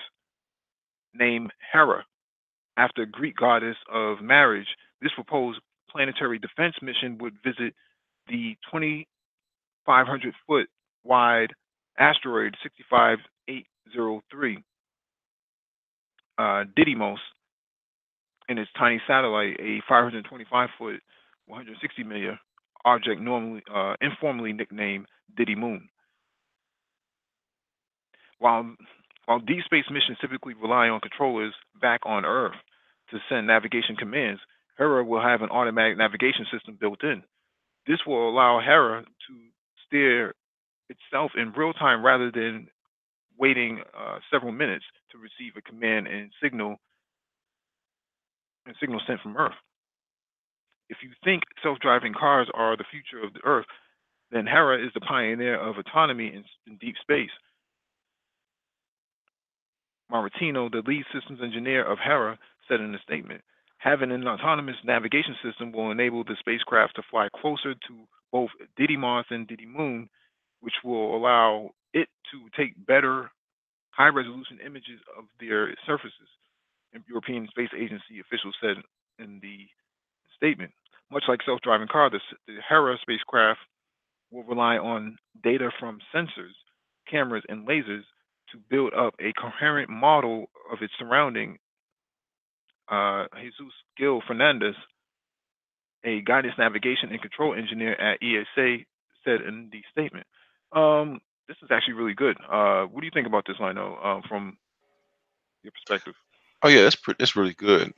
If we're able to catch an asteroid early enough that we see that is on a collision course with the Earth, we don't need to send a rocket up there to destroy it. We just need to knock it off its course. And we can do that with some type of laser or something with force that will knock it off its course just a little bit, just to move out of its collision course with Earth. Now, what they're saying with this autonomous vehicle is with the technology, with the not technology, but with the data that we have now, we will onboard that. This is what my I'm thinking is.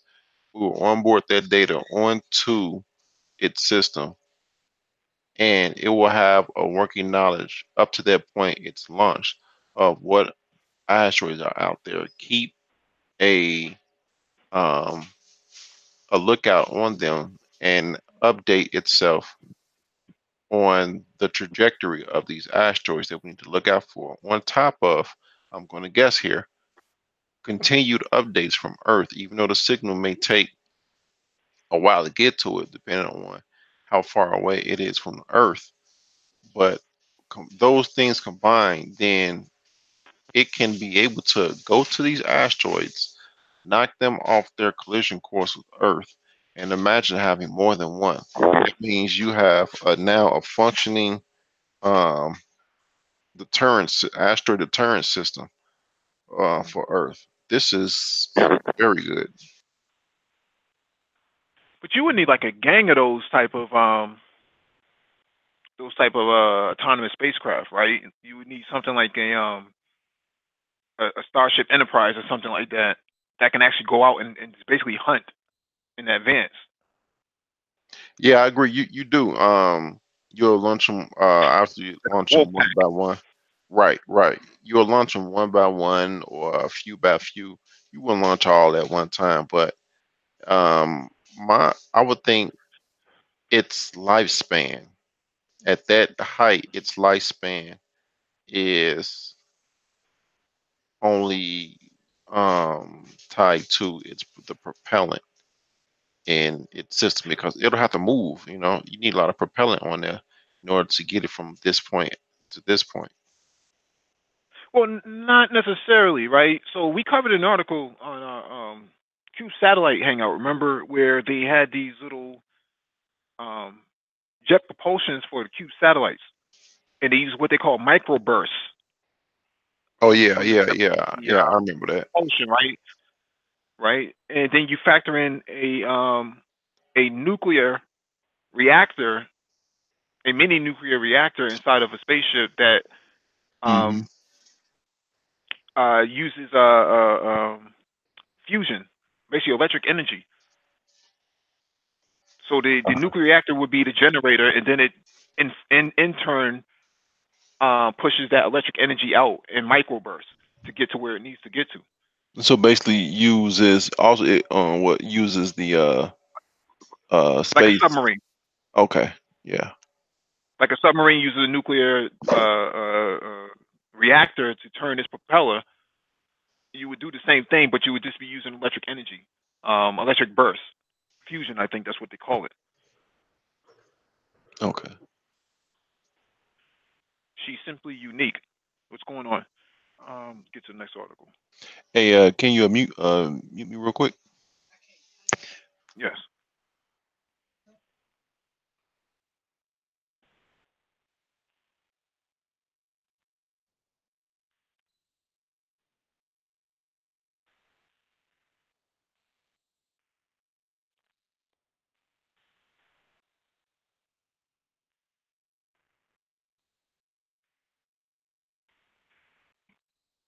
All right. Next one is from DW.com. Africa reaches for the stars.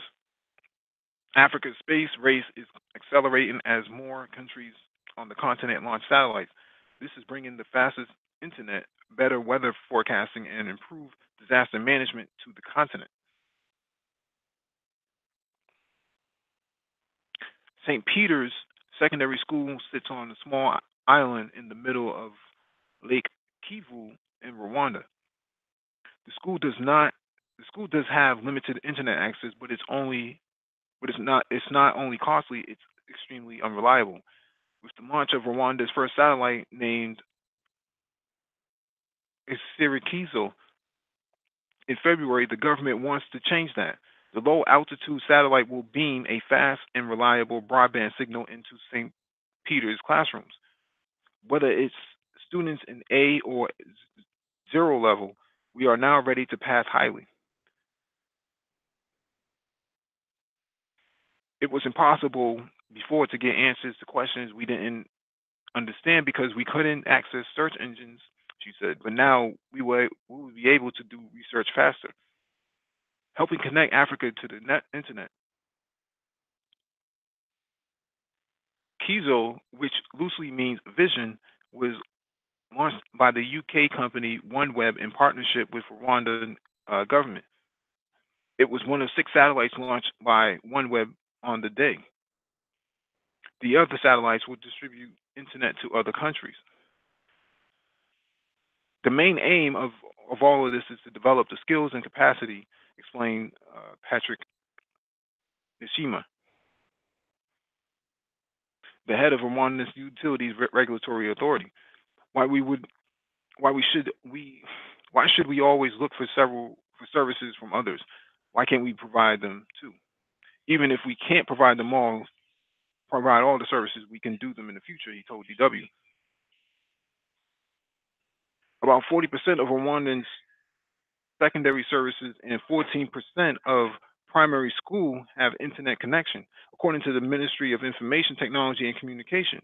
With the possibility of connecting to the internet via satellite, other rural and remote schools in Rwanda will also have a chance to get online. A number of African countries are now joining the space race. With the help of China, Ethiopia plans to launch its first satellite in September 2019. China will foot the majority of the $8 million bill for the Earth Observatory satellite. The satellite will be used to gather data on water, climate, and other weather-related phenomena. The launch will make Ethiopia the sixth country in the sub-Saharan Africa to have its own satellite orbiting the Earth. South Africa was the first, launching a miniaturized satellite called Sunsat, which was designed and manufactured in the country in a NASA-sponsored launch in 1999.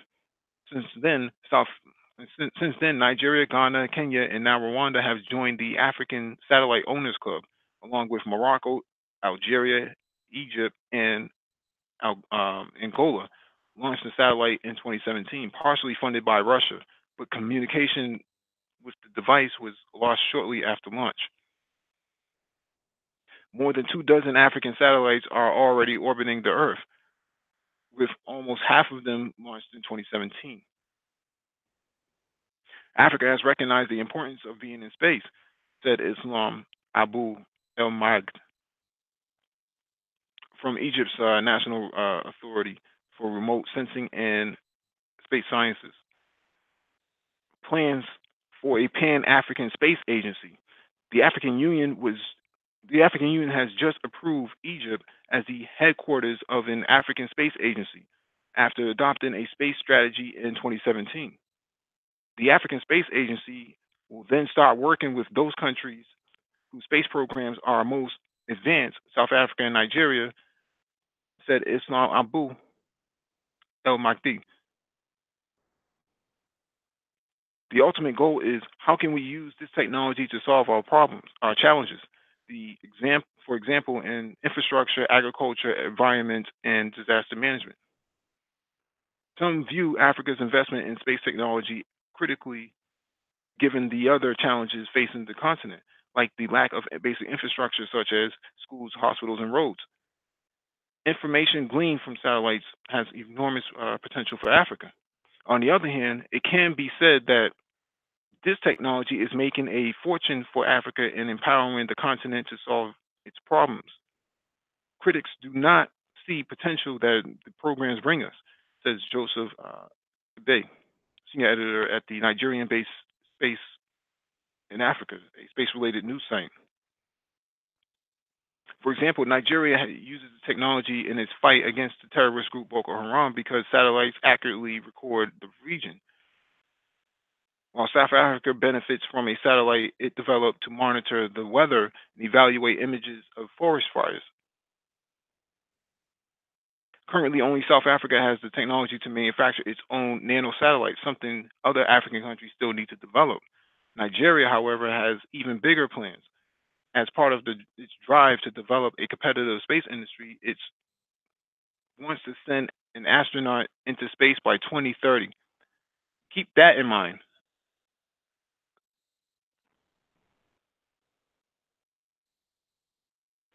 Keep that in mind. A Pan-African Space Agency is amongst their plans to actually develop the continent on top of sending somebody and sending an African into space by 2030. So you're talking roughly 10 years from now, Africans will be in space.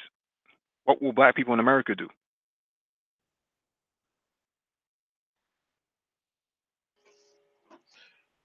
Well, it goes to show that they are serious about what they're saying. They putting boots on the ground. They're putting their hands in dirt. They're not just talking like we tend to do here. Hmm.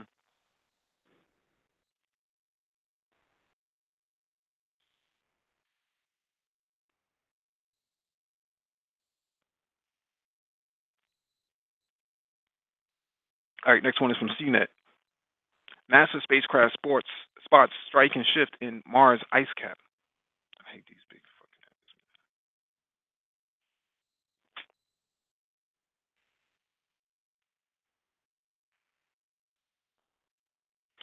Cue the birds song. Cue the birds singing "Turn, Turn, Turn." That's the perfect soundtrack to go with a set of images from NASA's Mars Reconnaissance Orbiter showing some notable changes in the southern polar landscape on the planet.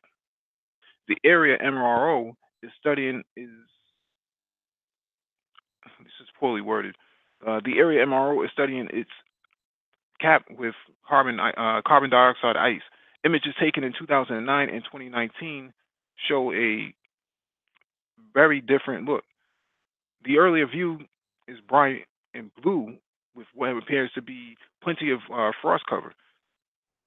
The 2019 image of the same spot shows the frost abating as a set of darker pits have grown and merged into each other, resembling a weird patch of amoebas.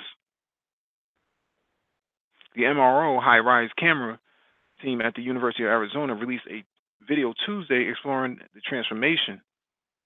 Mars experiences seasonal changes. MRO captured both images during the planet's late southern summer through 2019 image was about 2 weeks later into the season. The dramatic differences could be due in part to the timing of the viewing, but the planet's massive 2018 dust storm may have played a role. Extra deposit of dust would have warmed the surface and promoted even more disappearance of the frost, the high rise team says. The epic dust storm was responsible for ending NASA's Opportunity rover mission. MRO has been in orbit around Mars since 2006, which given us a good history of the terrain views on Mars to explore. So ice caps are shifting. I mean, what are they saying? Is climate change on Mars?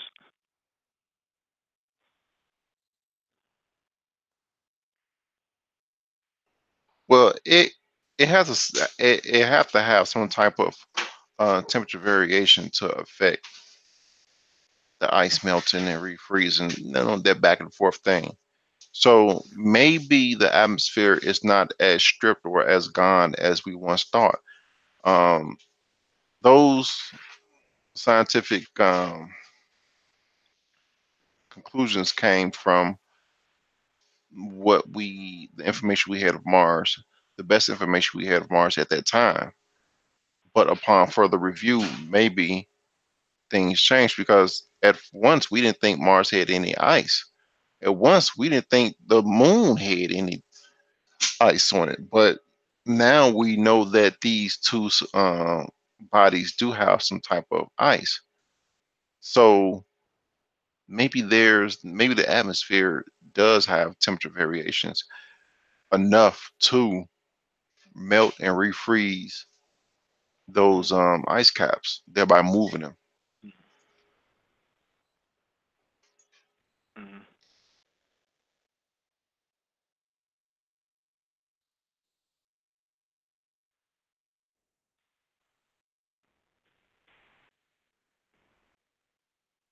All right, let me get to this next article.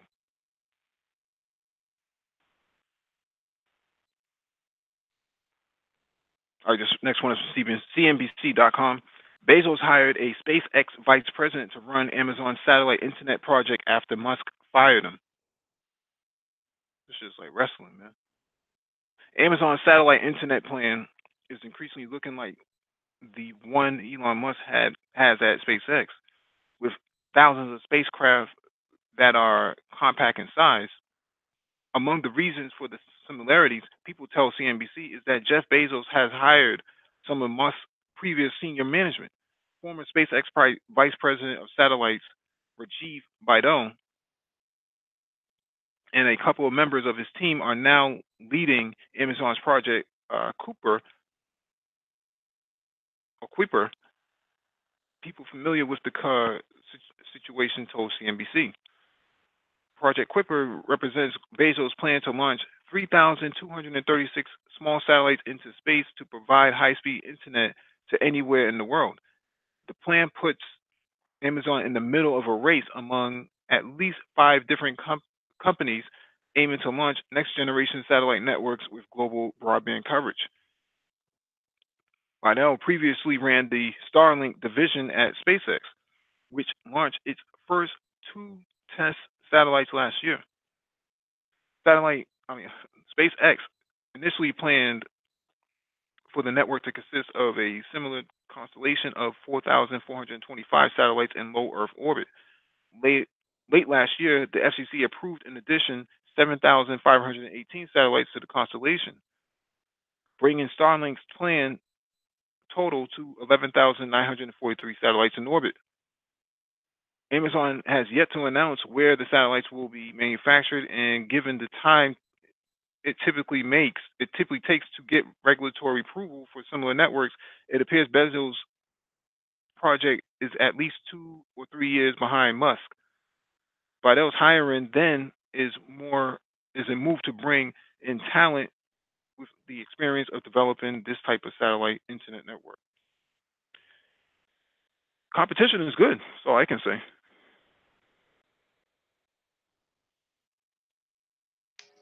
Yeah, I mean the guy already had experience with SpaceX, and SpaceX is Jeff Bezos' Blue Origin direct competitor. That's that's just that's a great competitor, and he hired him. Yeah, this is and I know he paid him better too. This is some good stuff. This this that storyline is exciting because you know they go at it over on Twitter. Oh yeah, Jeff, those are alpha males. right? Oh yeah, I like that. I like that in you. Yeah, they go at it over Twitter. They do little what you call Yeah, that? Yeah, jab shots. Um, tweets. when Blue Origin did the rocket that come back to Earth, SpaceX said, "Oh, that's cute, but ours did better." Hey, it's man. Hmm. Yeah, that's a different that's a different club of men when you're at that space, when you're at that level.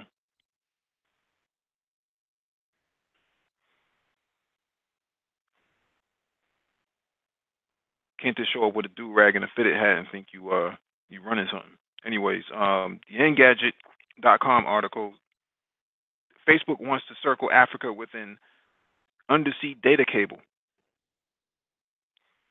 Facebook's quest to connect more of Africa may have it practically encircling the continent. Wall Street Journal sources maintain that Facebook is in talks to run an undersea data cable nicknamed Simba, yes, really, that would run around much of Africa. Details are few and far between, but it might link to existing beach access points in countries along the eastern, northern, and western coastlines with the help of telecoms like MTN Group and Vodafone. This would help improve access to Facebook for more of the continent and might just lower the social network's data costs by cutting out in between in between companies. The company wouldn't directly comment on the hope for a data pipe, but did say It looks all over the world. When planning underwater cable routes, the Wall Street Journal cautioned that a deal wasn't guaranteed and might fall apart. Facebook is no stranger to giant data cable projects, but they tend to focus on links between continents. This would increase this would focus on improving access within a single continent and might be vital if Facebook wants to continue adding users now that over 2.3 billion people are already signed up. Internet service as a whole can be unreliable in Africa due to developing infrastructure that doesn't always offer fast, consistent links to the internet of the world. This would ensure that all of Facebook's services, particularly ones popular in the area like WhatsApp, are within reach and perform as well as you'd expect.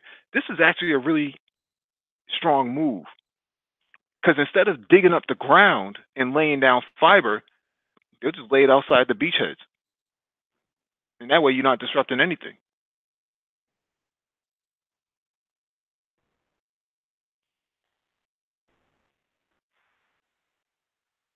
You have any thoughts on this, Lino? Yeah, my bad. I'm here. Yeah. Facebook has some problems here in America. I wonder if they'll because I think Africa's laws in terms of privacy are as robust as America's or Europe's laws of Not privacy. yet. So I'm leery Not about yet. this, about Facebook want to do this. I'm leery about that. Well, your so data governance um, it can either be developed by the African Union or it could be done by per country stature. With that being said, I don't think that data gathering is more. I mean, Facebook makes money off of data gathering, but I think it has a lot more to do with user expansion, right? In order for Facebook to stay relevant, they have to double the amount of users. In Africa, by 2050, is supposed to have at least 1.6 billion people between now and 2050. And then by 2080, they're estimating um, at least 1.8 to 2 billion people are supposed to be in Africa. So when you're Facebook and you think about a 100-year plan, this is probably where you're thinking, right? This next 50 to 100 years, I gotta have double my capacity based on the growth of a certain region. And looking at the continent of Africa as a whole, you look at that and you say there's about to be 2 billion people over there. Okay, now why come we can't go over there and at least start something and have it build? I mean, I understand there are. I want to use the word psychological ways you set up a social media network to keep people coming back, but it got to be something homegrown, man. Um, and Facebook providing internet is their entry point. They don't understand. Trust me, I understand strategy, their strategy in doing this. I- I'm I'm Mhm. I understand that, but it got to be something homegrown, man. It's you know building. There's people here in America, local people building out their own internet. It.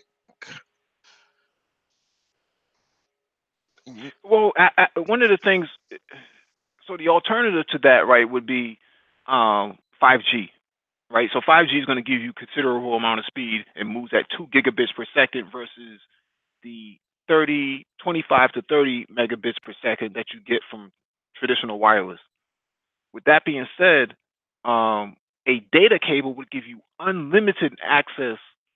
Well, I shouldn't say unlimited, but near unlimited bandwidth um, that wireless couldn't provide you.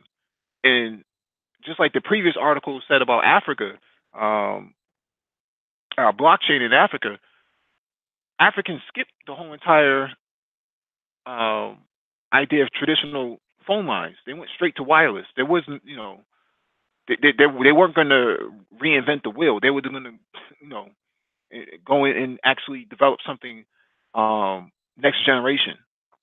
So in this regard, I do see a underwater sea cable being the backbone of the continent. This is actually really, really good from an infrastructure standpoint because you don't have to worry about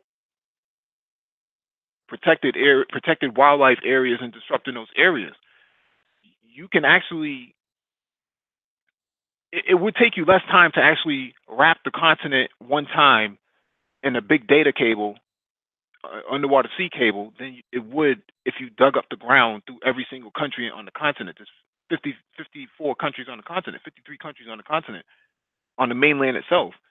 If you had to go through all the provisions and so on and so forth, that would take so much time.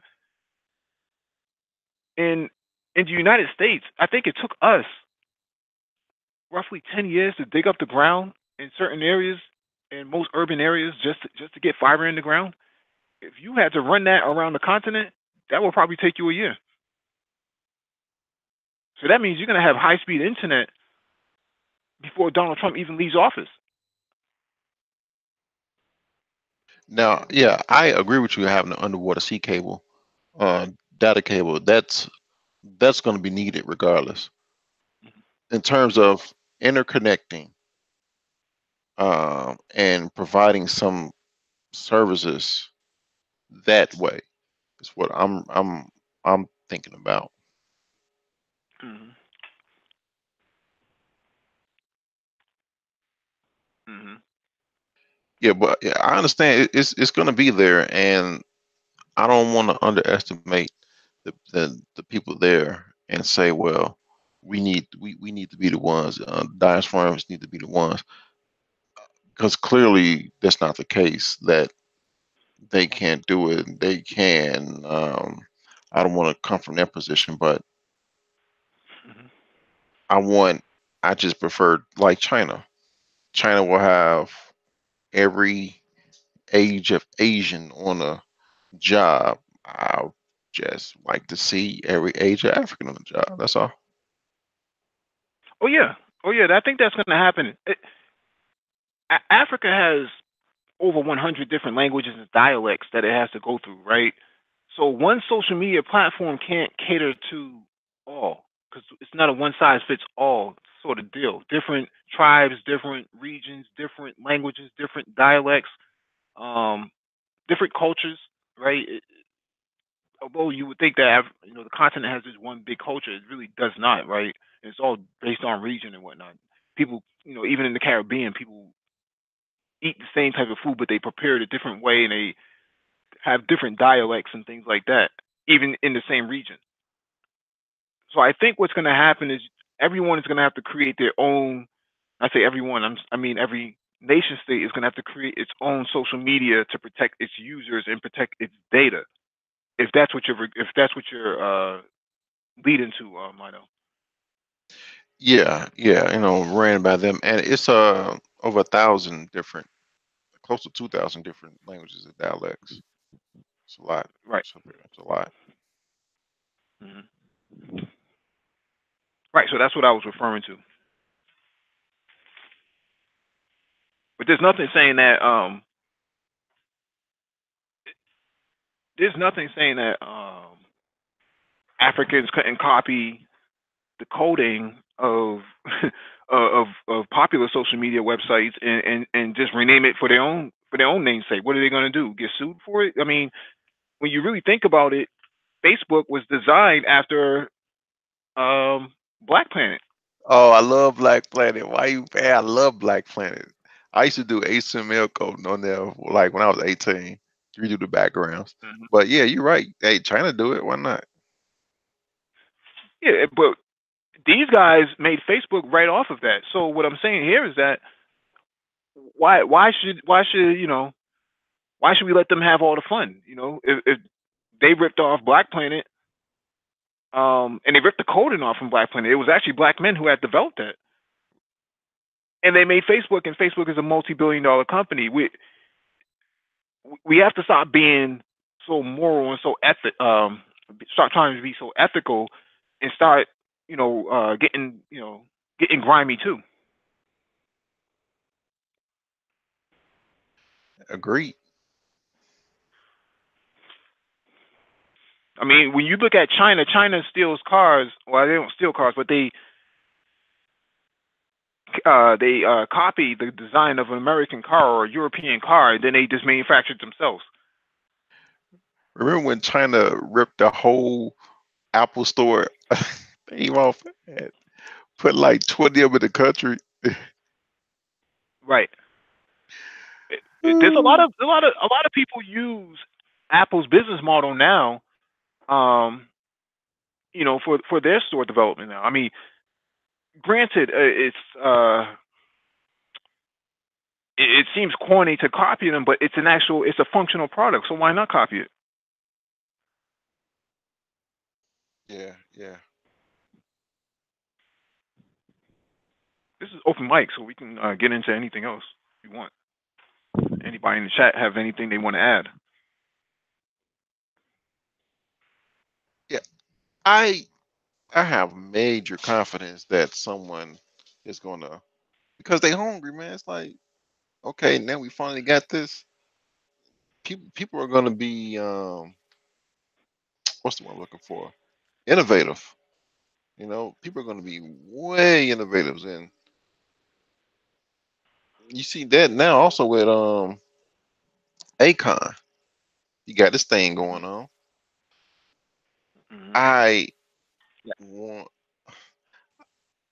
I don't want to be left out. To be honest, I don't. I don't want to be left out. I don't want to be left out of Africa's fourth industrial revolution. I'll be straight up with you. You know. Mm-hmm. Hey, I'm black too. You know, clearly black. That's my thing. Mm-hmm. Do you have an idea of what you're referring to when you say that you don't want to be left behind? Like what is it that you're referring to? Well, and what I'm studying, blockchain and the different functionalities it can bring to either the continent or different countries, because different countries may use it a different way depending on, oh, my bad, depending on their location. I just want to offer my services be and tell my children and grandchildren that, hey, I or they say, yeah, my granddaddy or my daddy, he was part of the such and such, that Your Nigeria. legacy.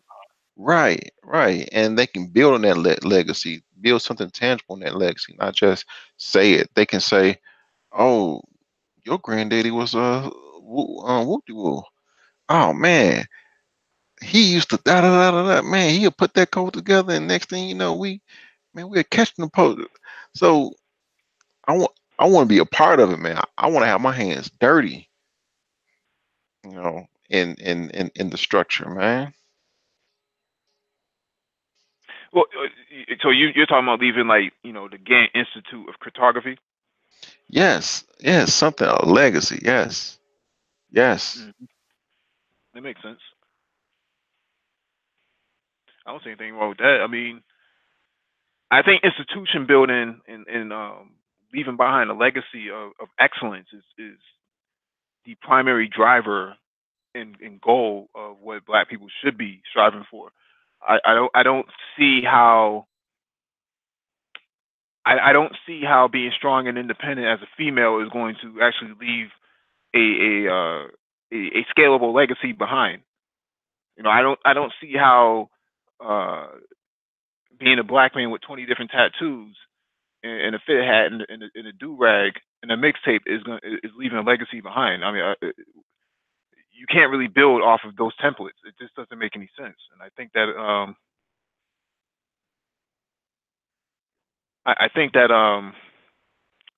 people are going for short term gains and not long term returns on investments (ROI).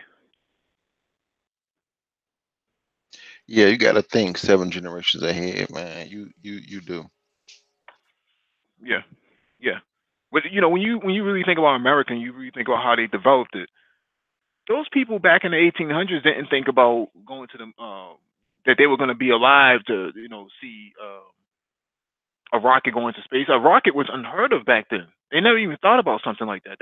They were still trying to. They were still using horse and buggy up until the 1900s.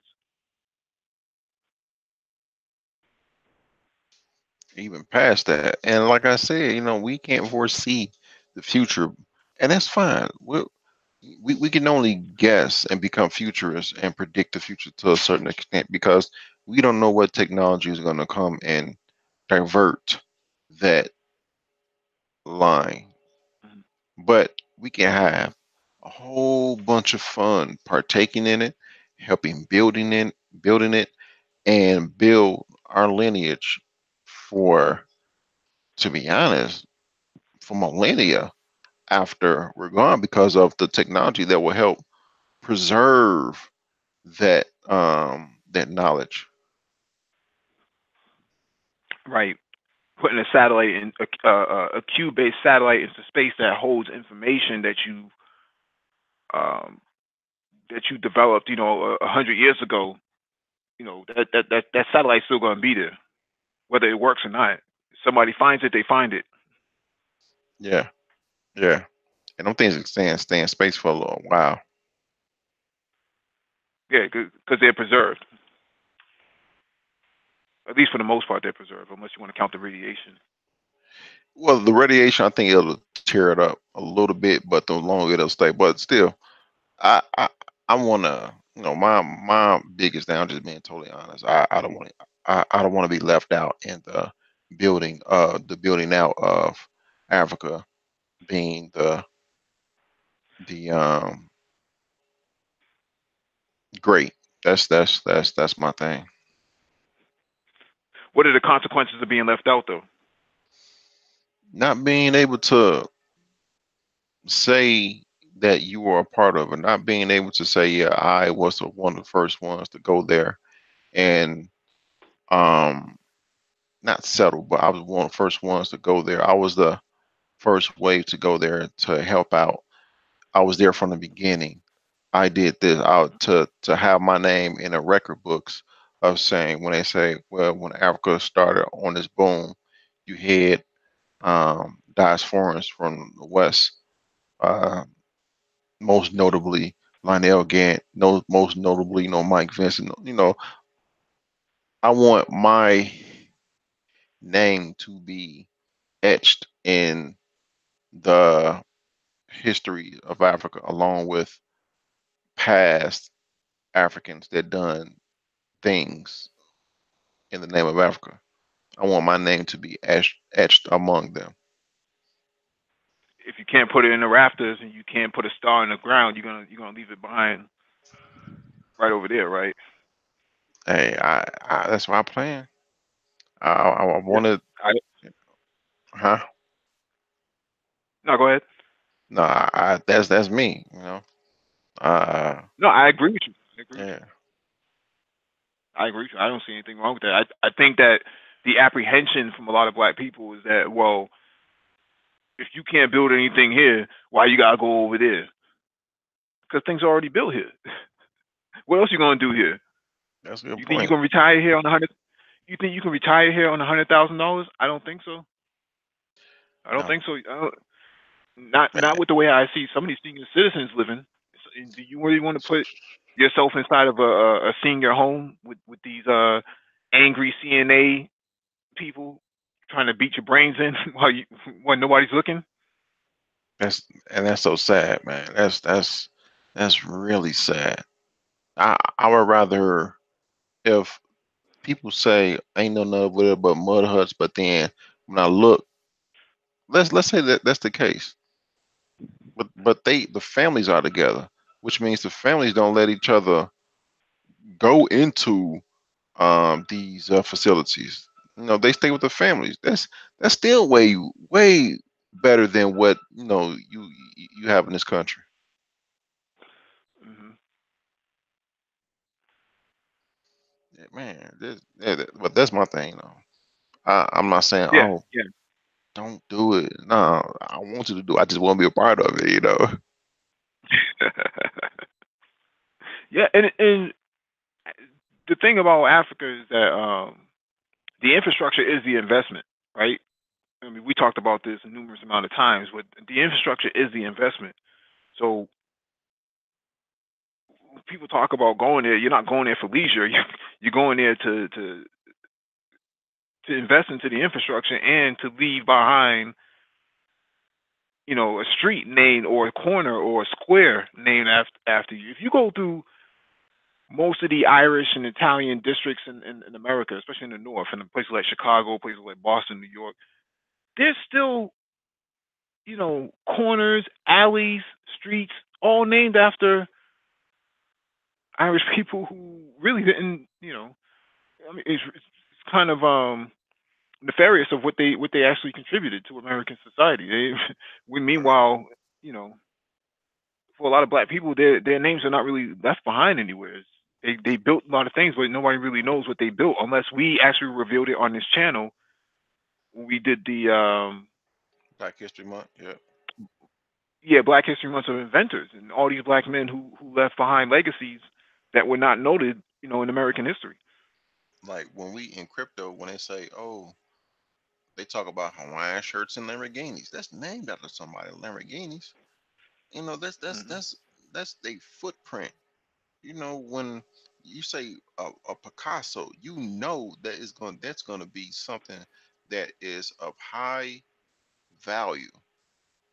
You know, but Enzo that's Ferrari, right, right, Enzo Ferrari. But that's only because New those York Street. the people propped that up to that point. They made that, which means my name. Even if I got to change my name to African name, something something.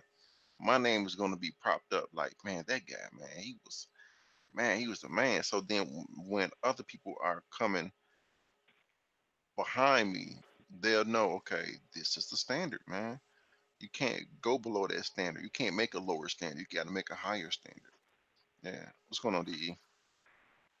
It was going to be Hey guys, how you guys doing tonight, man? hanging in there, bro. What's going on? Uh, Light conversation. You have anything you want to add to this? Hey, I'm sure you remember. I'm not trying to insult anybody, but you remember the Coolie Man, right? Okay. Oh yeah, those guys came to the Caribbean with nothing, Hmm. and all of them have something today. There were people living in the Caribbean, Barbados, Trinidad, wherever, and there were people living there, and these people came there and pretty much changed the society, you know, and they walked away with a lot of money, a lot of wealth. The same thing with the people who came to America first. You guys are talking about the street names. There's street names all over America with families that I don't know if you guys ever heard about the Whitneys. Whitneys is still one of the richest families in America. Nobody hears about the Whitneys, Shoot. but that's why you're going to go there to establish your family. Whitney's been around for what, 400 years, at least Yeah. 300.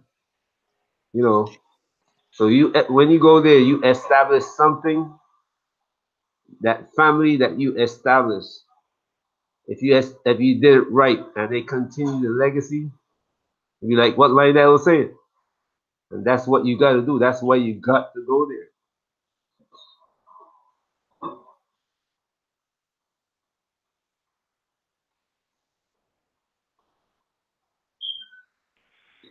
Now, DE, you have land in Africa, right? Yeah, but I don't have a lot of land. I bought land to build a house, and then uh, circumstances changed a little bit. I started out a business. I started in the transportation, and then I had to come back here because I had problems here I had to deal with. You know. Hmm. So eventually, I had to. Um, I, I I I stayed here. I should say that was 2012. I was there. I came back here, got my kids. I had to, you know, keep my kids. So um, I wait till my kids all graduated, and now after next year's the last year, so I'm taking off again. But I got land here um, on the west coast, actually in Gambia. But I'm planning on going on the east because I got some family on the east too. So Okay. they tell me, man, come to you gotta go to Ethiopia, you gotta go to Tanzania.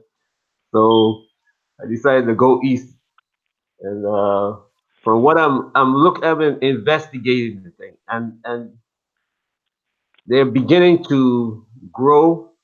And I don't know if you saw the article about the East African nations. If there are actually what 5, 6 of them that form Yeah. a block.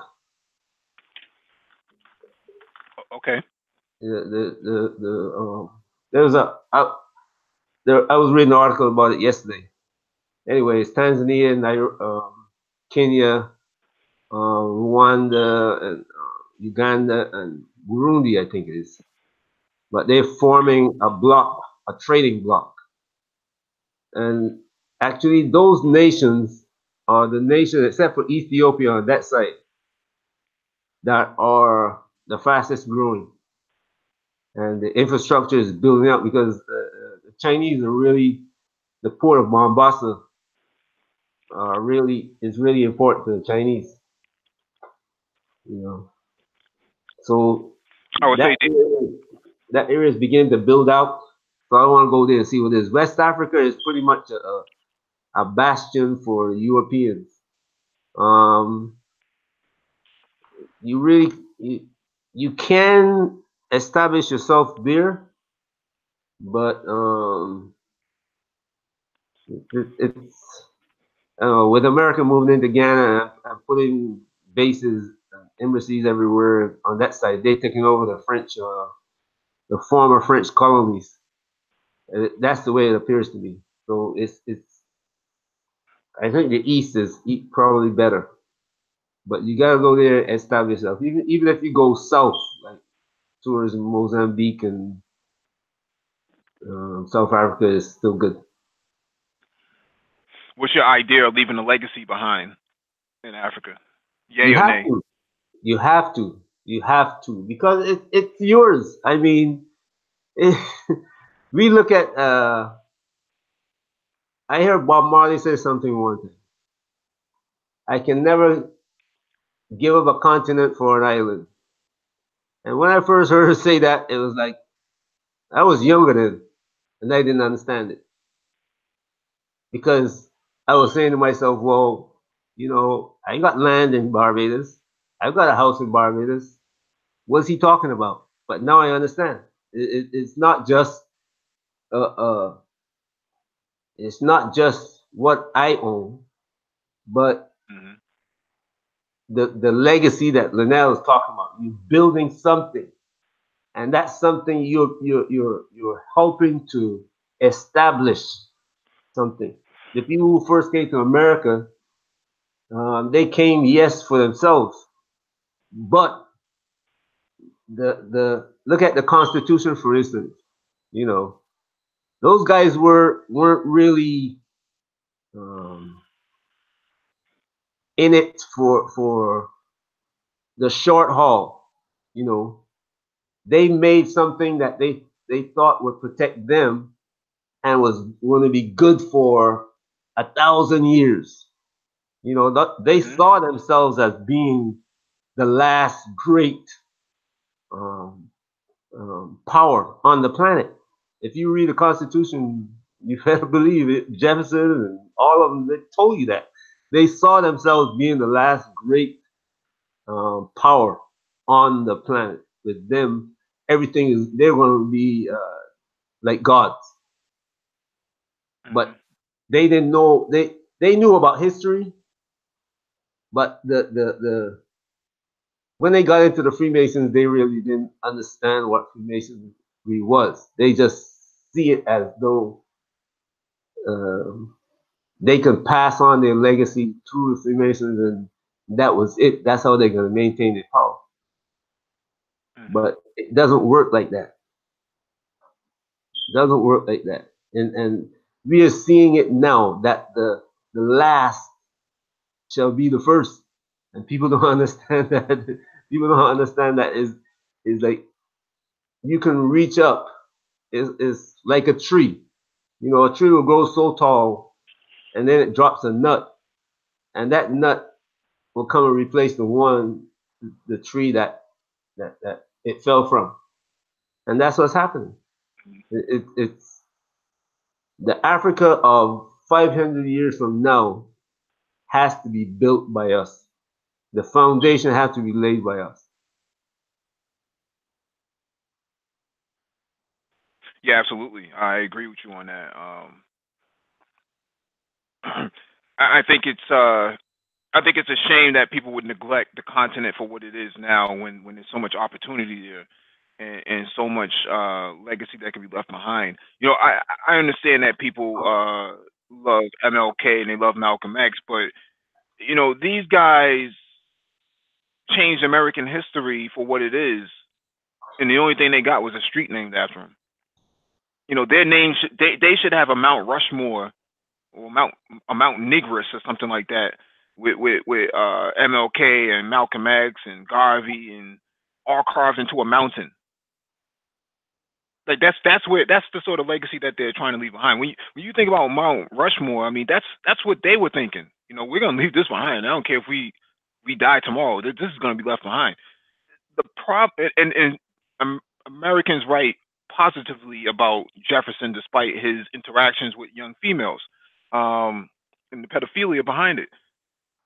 They still write positively about them. I think it's important that we have our names entrenched in the same way. You know, our children um, learn from us. You know, we pass on to them um, the full extent of our knowledge, or we should, I would say. We should Hmm. pass on to them the full extent of our knowledge, and they build on that. You know, it's like when you were growing up. Um, my father was an engineer. He knew how to weld. He could build a house. Me, I learned how to build a house. You know, my children now, um, they have to learn these things because when I die, there's no coming. They can't go back.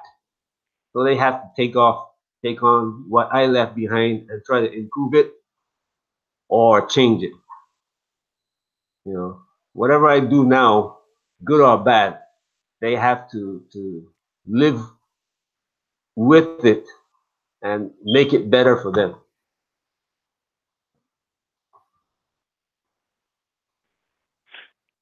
Yeah, I was actually going to bring back this article that talks about blockchain in Africa and all the people who are involved in making Africa great again, um, or Now, putting it into the. Go ahead. what about you, Mike? What kind of legacy for you? I I work in cybersecurity, but I'm moving into a digital transformation um, arena of the fourth industrial industry. And I have several ideas that I have written down that I think can actually um, revolutionize Africa in ways that it has not seen before um, by leveraging these digital infrastructures. And I really don't want my name to be left behind, but I want my name to be a part of the greater aspect of these social impacts and the ability to for somebody to walk into an institution and not so much to see my face, but to actually see my name referenced to some of the social impacts that's happening on the continent. You know, the ability to create micro hospitals and leverage cloud computing and in remote areas where there are no where there's lack of infrastructure development, and that you basically dropped digital infrastructure on top of a place that hasn't seen anything like this before, without actually changing the immediate environment and impacting the culture there. You know what I'm saying? You're not actually tearing up the ground and hurting other forms of wildlife and other pieces of the environment. Dropping a piece of furniture on into a village that can transform the whole entire village. So now you're producing better human capital off of investing into pieces of infrastructure. A piece of infrastructure can be anything from a toilet to a storage container that opens up a classroom for a village of kids. That's where my mindset is. That's where I'm thinking. Yep, I agree with you. It's like now you can put in. When I say now, um, within the next 25 years, be able to put a operating hospital in a 50 by 10 trailer and move it from Mm-hmm. one village to another and cure any kind of illness. You know, you can set up a clinic. You can do blood work and everything in a 8 by 12 room. You know, the equipment is going to be that small. If you need it, you can build it right there. This is the technology of the future, and Right. The right, if you can bring that in to an area, you know, and if you might be you might not be able to find a doctor to come to that area, but you can find a nurse, and that nurse will be able to or mend the bone. You know what I'm saying? Broken bone, she can fix it because or the technology is there. right. Or you can leverage artificial intelligence instead of waiting on a doctor to actually assess an issue with a would be patient. And you're using drones to drop off medicine from one village to another onto that hospital. The drone lifts off and takes off and goes back to its next destination without being interrupted. That's where my mindset is. Right. Even if you can do that in Africa right now, if you're a doctor and you can do that in Africa right now, like I said, set up a hospital in a couple of tractor trailers. Um, you can make a living. When I say a living, you could do better than you are doing here in America. Hmm. Hmm. I know. You have any closing thoughts? Unless somebody else plans on coming on. I don't see anybody else in the chat. No closing thoughts. The open mic was a good conversation. All right. Thank you all for joining us. Please hit the like button before you leave. Share the video if possible. Help us get to 1,000 subscribers. And we will see you on Geopolitics Wednesday.